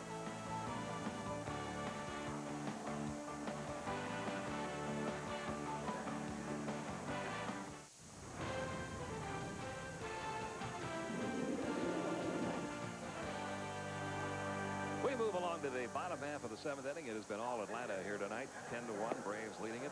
Final game of this road trip. The Braves make a couple more changes as we go to the bottom half of the 7th. Keith Lockhart stays in the game at 3rd. Chipper Jones gets the rest of the night off, and Brad Klontz takes over on the mound. 14th appearance of the year for Klontz. He's 2-0 with a .375 earned run average. And Joe Randa will lead off for the Pirates. He's 0 for 2. He's flied to right, hit into a 6-4 3-double play.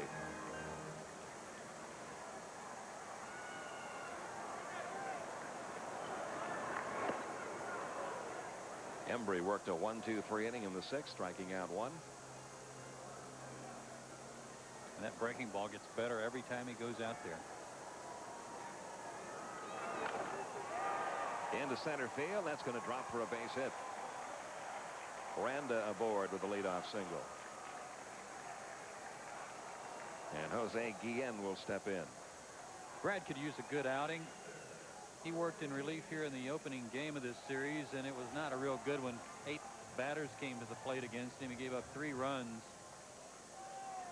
Part of the problem was an error that he made himself, a throwing error. Guillen tonight 0 for 2. He's flying to center, grounded out to second.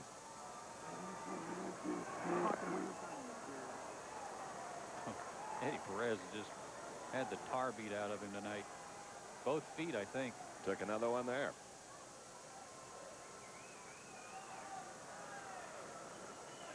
It's hard to know which foot to put weight on. Nope, same foot. Oh, boy. Left foot again.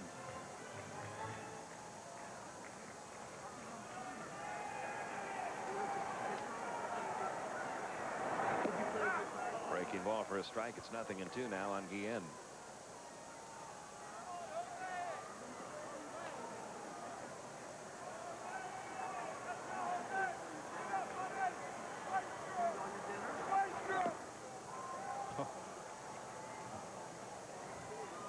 Eddie Montague is going to slow this game down to a snail's pace just to give Eddie a chance to survive. Still 0-2. Did that one get the chest protector?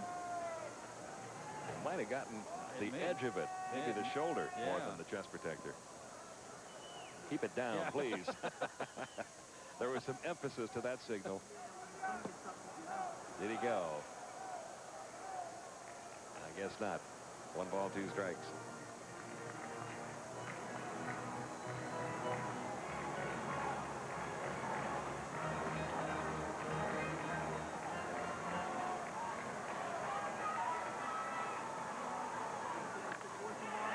Side, that's going to get by Lemke into right field for a base hit. Randa will stop at second. And the Pirates have something brewing here in the bottom half of the 7th. Runners first and second, nobody out for Keith Osick. That's probably a routine play for Mark Lemke, except that he was playing up the middle for the double play. And on this turf, if you smack one with any authority, you can get it by the infielders. Osick tonight has struck out and doubled. Came around to score the only run allowed by Greg Maddux in the 5 innings he worked.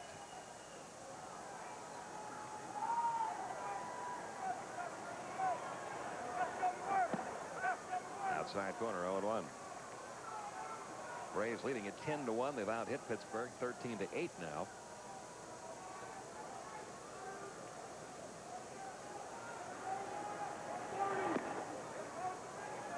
Count is even, 1 ball, 1 strike. Back home tomorrow night against the Florida Marlins.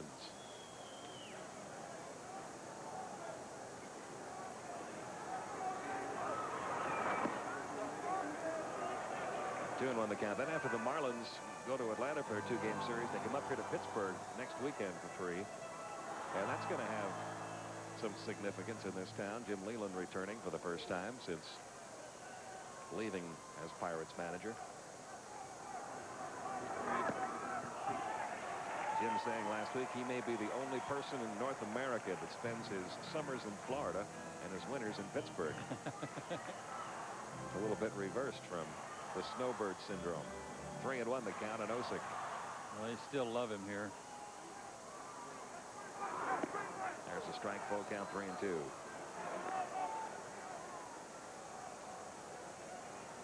There are your runners. Guillen at first, Randa at second. Nobody out.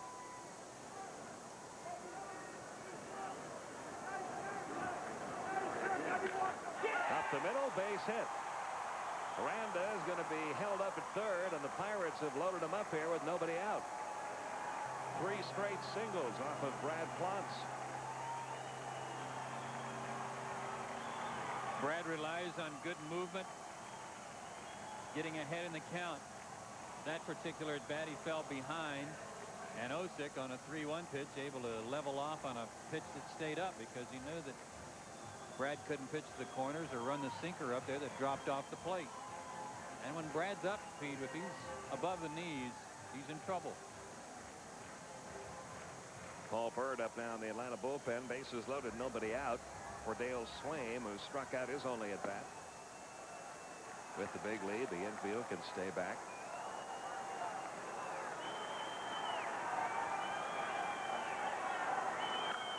High in the air to right. Andrew Jones coming in on that ball, not very deep, and not deep enough to get the run home. Look at that throw. One gone. That was a flip for Andrew. That was just a flip. He even caught the ball on the run with his momentum going to the plate, and then checked the runner to see what he was going to do. A couple of crow hops when he saw the guy bluff. Then he let him know that if you want to go, here's what you got to face. One man out, bases still loaded, and Kevin Young will bat for the first time. 302 on the year with a homer and 8 RBIs.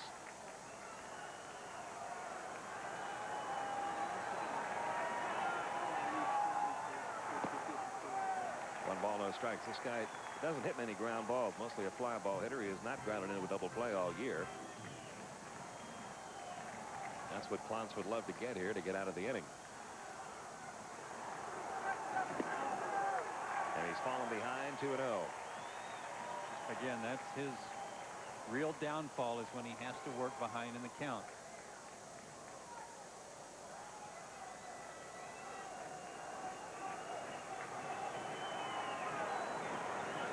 Here's the 2-0 on the way. Foul back 2-1. Pirates, a team that strikes out a lot. 8 more times tonight. That's 26 in the last 3 days. And Kevin Young has struck out 17 times in 43 at-bats this year. Only 1 walk. But it's 3-1 now to Kevin Young.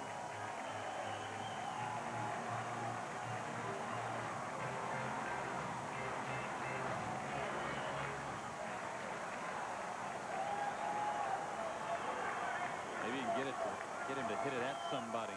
Turn a double play. That's foul. The count full now, 3-2. Pretty good pitch. If you'll remember, when Clontz first came up to the Braves, this was a role that he used to inherit a lot. He was the specialist to come in with runners on base and trying to get out of an inning, and more times than not he was successful. He's got his own trouble to get out of here. Still 3-2 on Young. The difference is not great, Pete. You know, we're talking about him having to throw a pitch 3 inches above the knee as compared to starting one about knee high and delivering it where it comes in across the plate about ankle high. But to a hitter, it's a vast difference. Bounce toward short. Belliard gets the out at second. They only have time for the 1 out. A run scores. Randa coming home to make it 10-2. Give Young an RBI, his 9th of the year. 2 outs in the inning now. Runners first and third.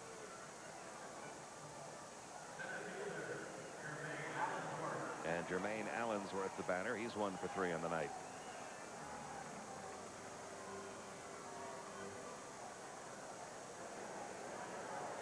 This won't be a bad job if Clontz can get out of it with only the 1 run scoring. He had the bases loaded, nobody out.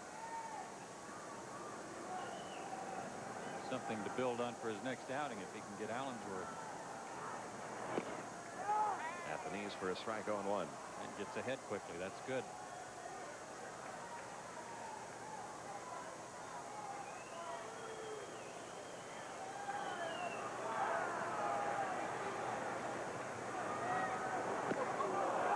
Ahead in the count now, 0-2. Good breaking ball. Where's that been? Started that one at him almost. He didn't come quite part. as much sidearm that time either. A little more over the top.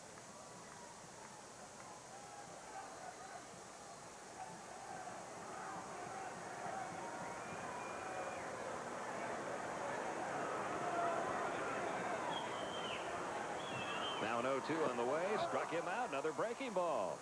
And Clontz gets out of it with only the 1 run scoring. Not bad after the way it started. We go to the 8th inning. 10-2 Atlanta.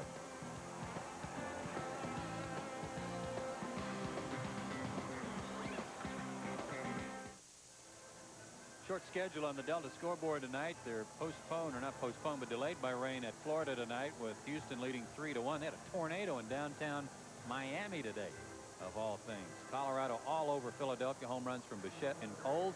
Over in the American League, Seattle has a home run from Ken Griffey Jr., his 16th already. Minnesota clobbering Toronto. Cleveland leading Texas. Baltimore at Oakland. Chicago at Anaheim a little bit later. And we go to the 8th inning here in Pittsburgh with the Braves on top 10-2, and Kenny Lofton leading it off. He has walked, grounded out, and struck out twice. 0 for 3. He has scored 1 run. He has still had a good series, 6 out of 16. second inning. And he's fallen behind now, 2-0.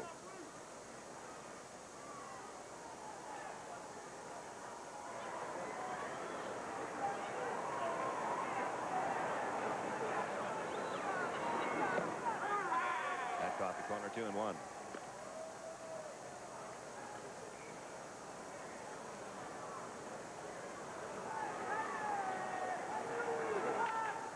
Up the middle by Lofton.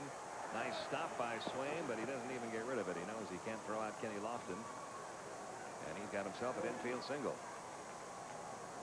I don't know if he was trying to do this his last couple of at-bats, Pete, but it appeared that Kenny, when he struck out the last 2 times up, was trying to beat the defense a little bit. Looked like he was trying to get a couple of high fastballs and pull him to right, and he came up empty on both swings to strike out. This at-bat goes back up the middle again and gets himself a hit. Now Michael Tucker, 2 for 4 in the night. His last at bat, a 441-foot home run to dead center field.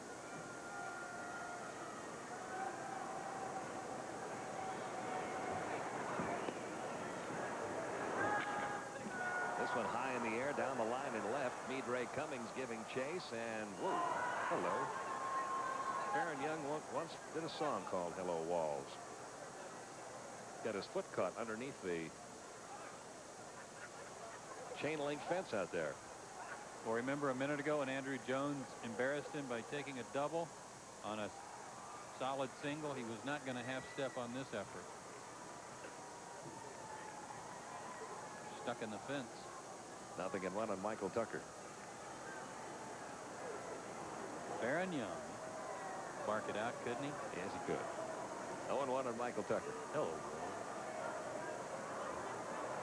That's where you're supposed to go hello. Twice. 0-2 the count. Michael Tucker said hello seats his last time up. Yes, he did. And straight away center field. He goes deep again. We may be breaking out a Wabash cannonball. 1 ball, 2 strikes. Nobody out here in the 8th inning. 10 runs, 14 hits now for Atlanta. Braves got it going early today with 4 in the 1st inning. 4 more in the 5th. Tucker knew it. Out of there on strikes. First strikeout from Morrell. First out in the 8th inning. And now Mike Mordecai coming on to pinch hit.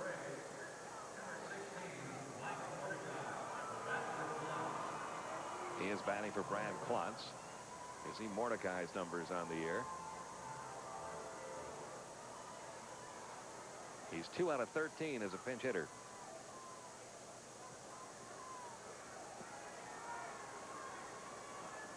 Saw Willie Stargell at the park tonight.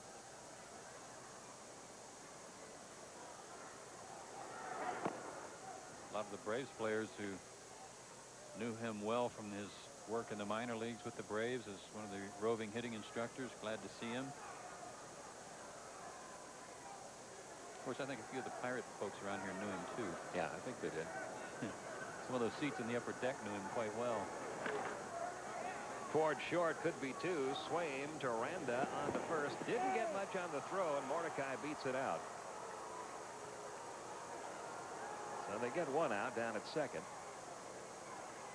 It's almost like Randa didn't have a good grip on this ball. He just decided to throw it anyway. And it was like a changeup going over to first.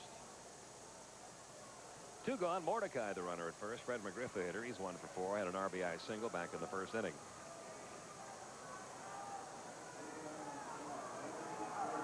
Crowd tonight a bit on the small side after the big weekend crowds here. 12,114 on hand. 12,114.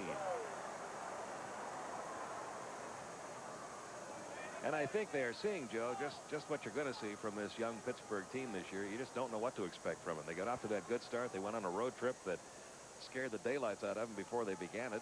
They went out there and went 5-2 against the Braves, Rockies, and Marlins. Coming home off a trip like that, sometimes young teams can't sustain that momentum that they build up. They came in, they got off to a great start, a 9-0 victory in the first game of this series, and then they've been pummeled by the Braves the last 3 days. Yeah, I think the consistency with which they've been playing to this point has been excellent. Never more than a game or two above or below 500 and no bad streaks. But again, you're running into the best team in baseball in many people's opinion. And the Braves have had their hitting shoes on the last 3 days. As Gene Lamont was saying when the Pirates were in Atlanta last weekend, everything is going to revolve this year around how well the starting pitching does. If the starting pitching keeps them in games, they've got a chance. And in the games they've won, it's been the starting pitching, particularly those two. Yeah, but they were pounding the ball when they went to Colorado. When they came home here to play the Braves, and in fact, the first game of this series, what was the score? 9-3? 9-0. 9-0, that's right. And they had scored 24 runs in Colorado. So the bats have cooled off a little bit, and that's going to happen. They're going to ebb and flow a little bit in the hitting. They've got to have some consistency from their starters in pitching. Oh, knocked down by Morrell with his glove. He finds it and throws out McGriff. So that ends the top half of the 8th inning for Atlanta. Still 10-2 as we go to the bottom half of the 8th.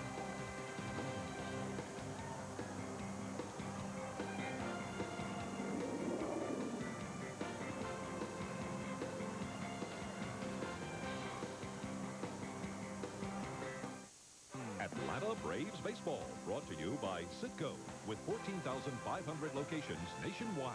Just get up and go. Citgo says go. We go to the bottom half of the 8th inning. It is 10-2 Atlanta. Another new pitcher for the Braves. Right-hander Joe Borowski makes his 7th appearance. He's pitched well this year. 7 1/3 innings, only 6 hits, 1 run allowed. He's walked 4, struck out 1. And he goes to work on Midre Cummings to lead off here in the bottom of the 8th. Cummings, he is 0 for 1 since entering the game. He replaced Al Martin after Martin got an early thumb from plate umpire Ed Montague after he struck out back in the 3rd.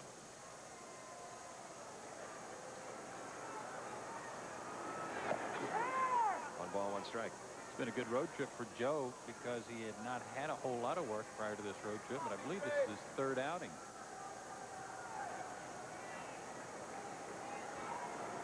Now the 1-1. Ahead in the count, 1-2. Pulled the string on that one.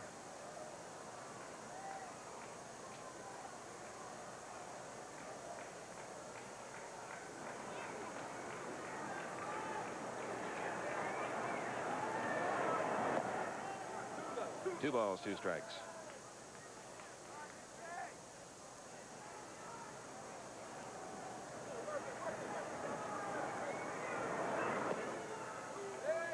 And it's full now, 3-2.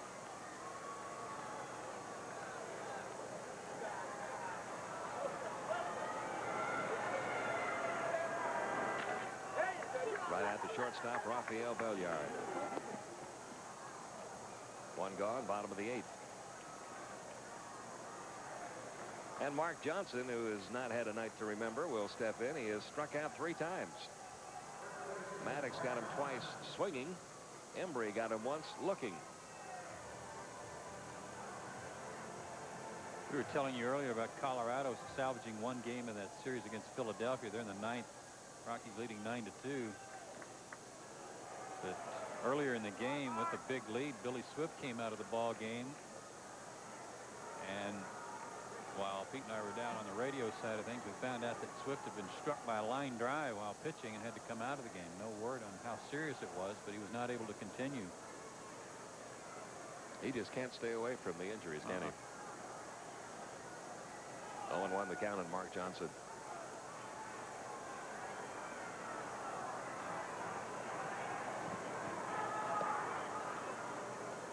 One ball, 1 strike. Jason Kendall has come out on deck.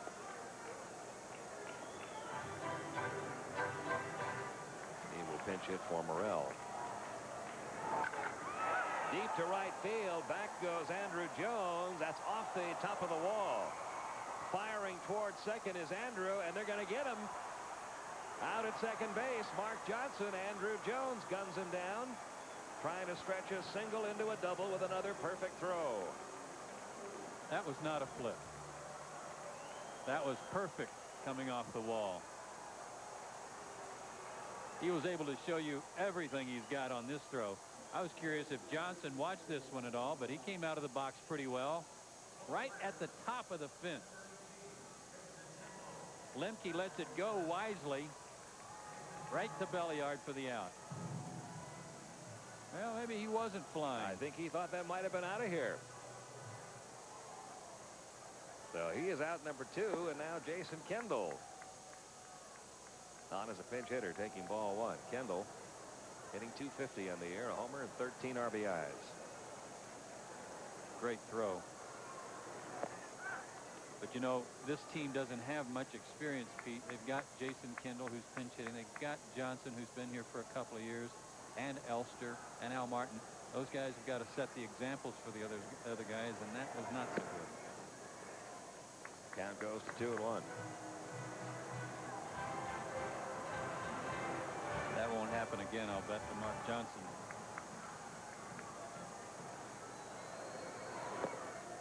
Two balls, 2 strikes to count at Kendall. First time up as a pinch hitter this year for Jason. Normally he's their everyday catcher.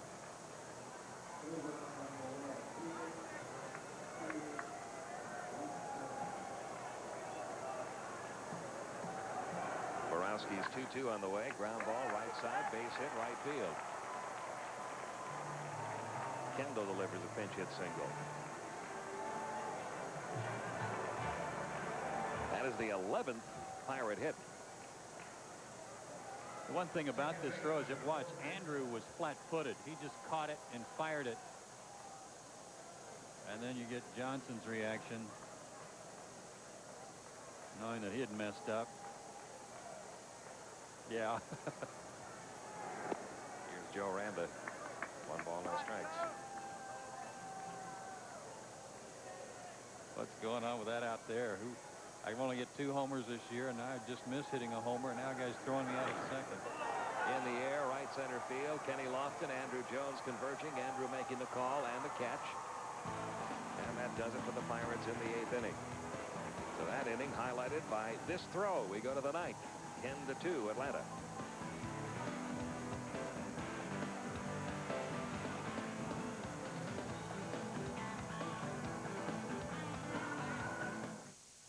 We go to the 9th, and a reminder that the NBA playoffs continue tomorrow on TNT with conference semifinal action.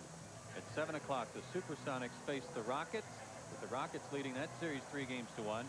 And then it'll be our Atlanta Hawks taking on the Chicago Bulls at 9:30. Bulls leading that series 3-1.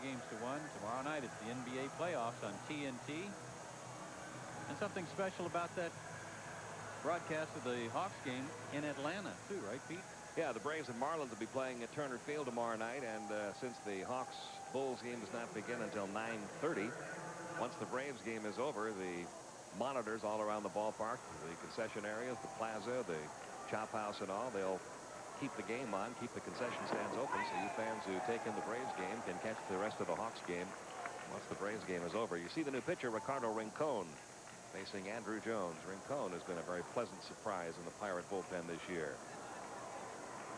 14th appearance. He's 2-2, has a couple of saves and a 162 earned run average. I think Andrew's having some fun tonight. What do you think? And should have had another base hit there, but he hit it right at Kevin Young.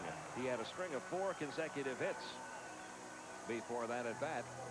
Hit it right in the button, but right at the third baseman. He's had a good road trip. Kevin Young wasn't sure whether to catch that or wind his watch, but made the play. Now Tony Graffanino on the bat for Mark Lemke. So everybody getting in there tonight. Graffanino at 273, no homers or RBIs.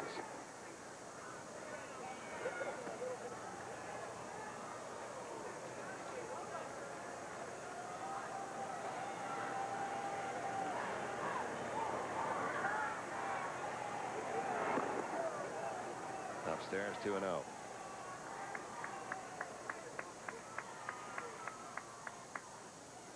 As a pinch hitter, Graffanino just 0 for 1. He hasn't been used in this role very often. A little left-hander Ricardo Rincon delivers, and it's fouled off 2-1.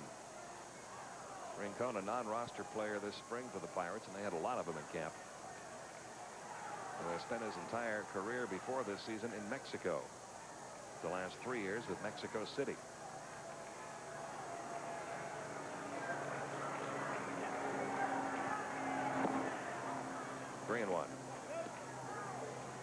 Along with Esteban Loaiza and Cordova.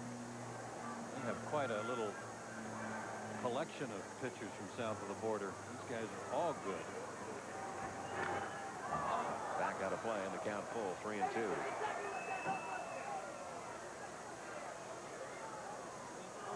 Braves lost the first game of this series and got shut out by Francisco Cordova. Look what they've done since. 8 homers. Boy. Inside corner, Graffinino caught looking. Rincon chalks up his first strikeout. And that'll bring up Rafael Belliard. Might a base hit his only time up in the game. That's 25 strikeouts now and 17 in the third innings for Ricardo Rincon. Last year he was in 60 games in the Mexican League, Pete, and had an ERA of 2.97. That is a tremendous ERA in a very hitter-friendly league. Yeah, you still see almost every year somebody hit, if not 400, close to it in the Mexican League. 0-1 the count on Belliard.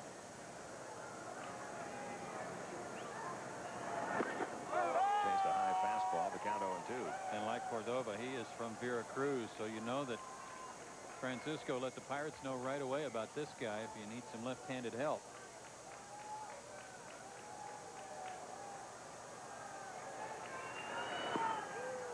One ball, 2 strikes. I like the fact that they've got him listed at 6 feet, but I don't put him believe next that. put him next to Rafi, and let's see who's taller. Here's the 1-2 pitch. Chased a high fastball. Rincon went right up the ladder on him. Struck him out. Second strikeout of the inning. A 1-2-3 ninth for Atlanta. We go to the bottom half. It is still 10-2 Braves.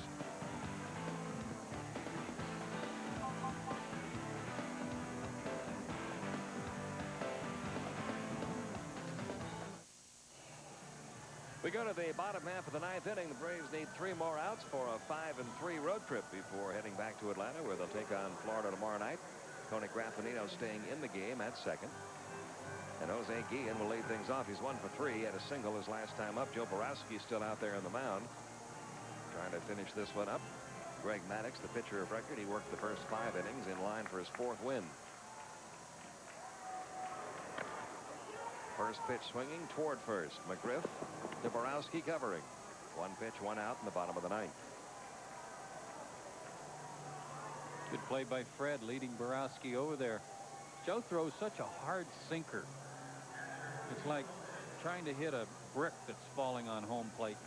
Even when you get a good swing at one, it seems like if you hit it off the end of the bat, it just rings in your hands for hours. Heavy ball. Keith Osick tonight is single and a double. Makes a strike on 1.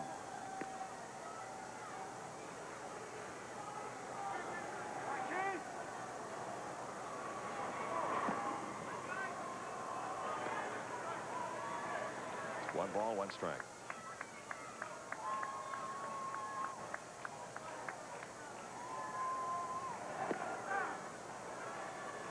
Borowski ahead in the count, 1-2.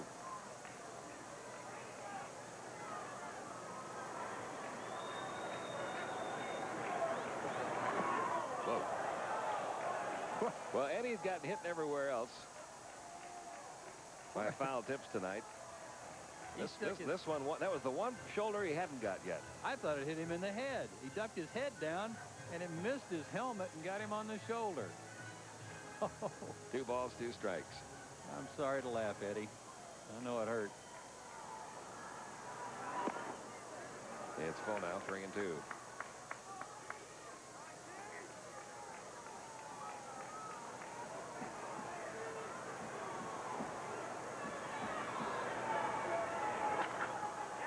Ground down the left field line. That's a fair ball off the bat of Osick. He has his 3rd hit of the night, his 2nd double.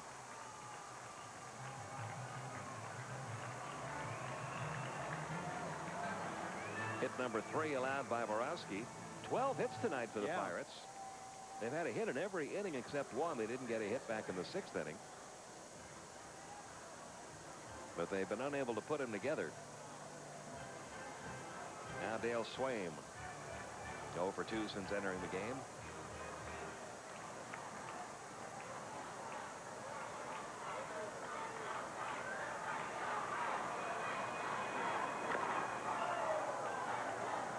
left 7 men on base. They've had one wiped out in a double play, and they had another one thrown out at second when Andrew Jones cut loose that great throw.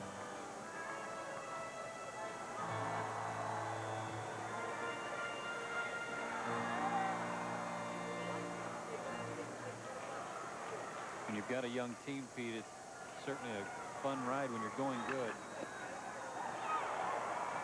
Nice play by Belliard in front of the bag at second, 2 outs. Pirates have been enjoying this good run they were on before the Braves came to town. The fans were enjoying it. And then if you do go into a bit of a dry spell, you've got to then exercise a lot of patience. And Gene Lamont's perfect for that. He and his staff have got these guys playing good baseball. And as you've been pointing out, starting pitching so crucial. Tonight they didn't get it. And they've got another good hitting team coming in here next, the Colorado Rockies. Kevin Young, 0 for 1 with an RBI, fouls back Borowski's first pitch. Well, I've got news for the Colorado Rockies. I believe the starting pitchers they're going to face are Loaiza and Cordova back to back. So that might be kind of rough on them.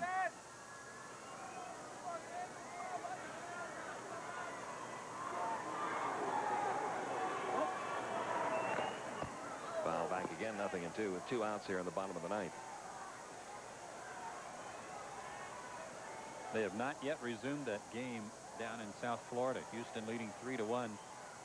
And I believe they were in the bottom of the 3rd or bottom of the 4th. So it was not a game that would be official if they were not able to complete it.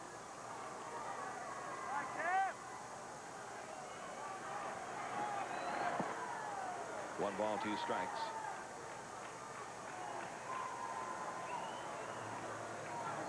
Runner at third, 2 outs.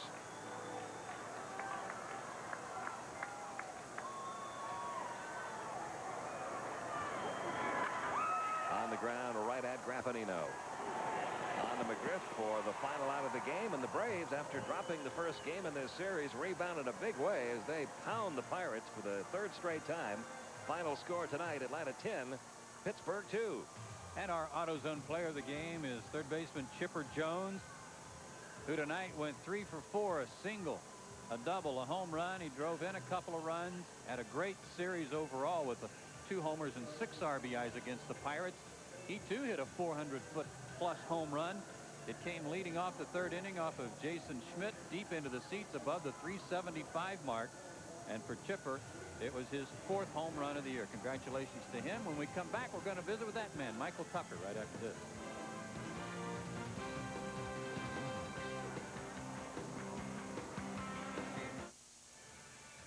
Well, back here at Three River Stadium, the Braves finished the job against the Pirates, 10-2 the final tonight. Braves 5-3 on the road trip. And joining us, a guy who had a great game tonight, Michael Tucker, continuing his fine work since coming over in the deal from Kansas City. Michael, tonight 2 out of 5, including a tremendous home run back in the 6th inning. Longest one you've ever hit, Michael? 441 feet, they tell us. Yeah, that's pretty long for straightaway center, but I'll probably hit a couple balls better later on. I don't know. I got to watch this one to see. Oh, you do. You got some great extension. You're going to like the looks of this one. And you knew right away, of course. I'll tell you something, Michael. I've never seen a center fielder do that. Allensworth stood and watched also. I've seen some left fielders and right fielders do it, but never a center fielder. Tell us about the pitch.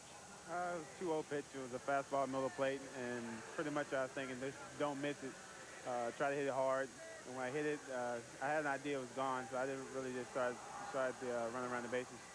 Francisco Cordova shut you guys out in the first game of this series, and Pirates have had some pretty good pitching. Did you guys get together and talk about breaking out the way you have the last 3 nights, get it going again? No, I think it was pretty much a situation where he came in, he pitched really well. He kept us down, and we did some things offensively that we tried to get stuff going, but he pretty much kept us down. And for the most part, we wanted to come back here the next day and change everything that we did and change the thoughts about what they could do against us. Yeah, it seemed like during that little stretch when the Braves were not scoring many runs, about a 7 or 8 game stretch there, it seemed like the games were starting okay. You and Kenny were getting on base, but we couldn't seem to get anybody home in that first inning, and that's always been a key for this club so far this year. Well, that's been the main thing for the team this season, was to get out, get guys on base, and drive them in. But I think early on, in the first game at least, they kept us off stride. They changed pitches really well. He pitched a really good game and kept us off stride a lot. And a 5-3 road trip. Coming in here and winning the last 3 games, that's good to go home on. Oh, yeah, it's always good to go home on a win, and hopefully we can keep it up at during the homestand. Okay, Michael, congratulations on another outstanding job tonight. And for being our guest, Michael Tucker receives an Advantix 3600 camera from Kodak. We'll be back to wrap it up from Pittsburgh right after this. Thank you. Thanks, Michael.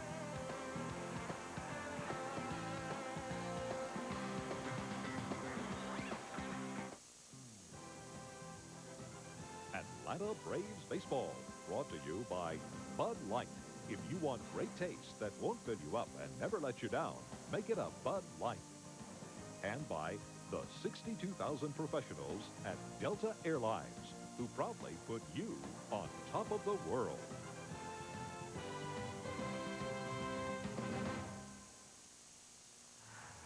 Well, there are your line scores for the ball game tonight. The Braves scored early and gave Maddux the cushion he needed in the first inning. He cruised after that. Braves left 6 men on base. The Pirates stranded 8. 12,114 here at Three Rivers Stadium. The game took 2 hours and 42 minutes. And Pete, since his first game, Maddux's ERA in his last 7 starts, 0.99. He is now 4-1 on the year. And now the Braves head for home. 2 games with the Florida Marlins coming up next. 1 tomorrow night, 1 on Wednesday night, an off day Thursday. And then we're back with you on TBS on Friday at 7:35. As it stands now, that'll be Denny Nagel's turn to pitch. He'll be going for his 7th consecutive win, this time against the St. Louis Cardinals. Coming up at 10 p.m., Sissy Spacek stars in Carrie, part of Movies to Die For, here on the Superstation. Until Friday night, for Joe Simpson, Don Sutton, Skip Carey, and our entire TBS crew, Pete Van Weeren from Three Rivers, Braves take 3 out of 4 from the Pirates, winning the finale by a final score of 10-2. So long, everyone.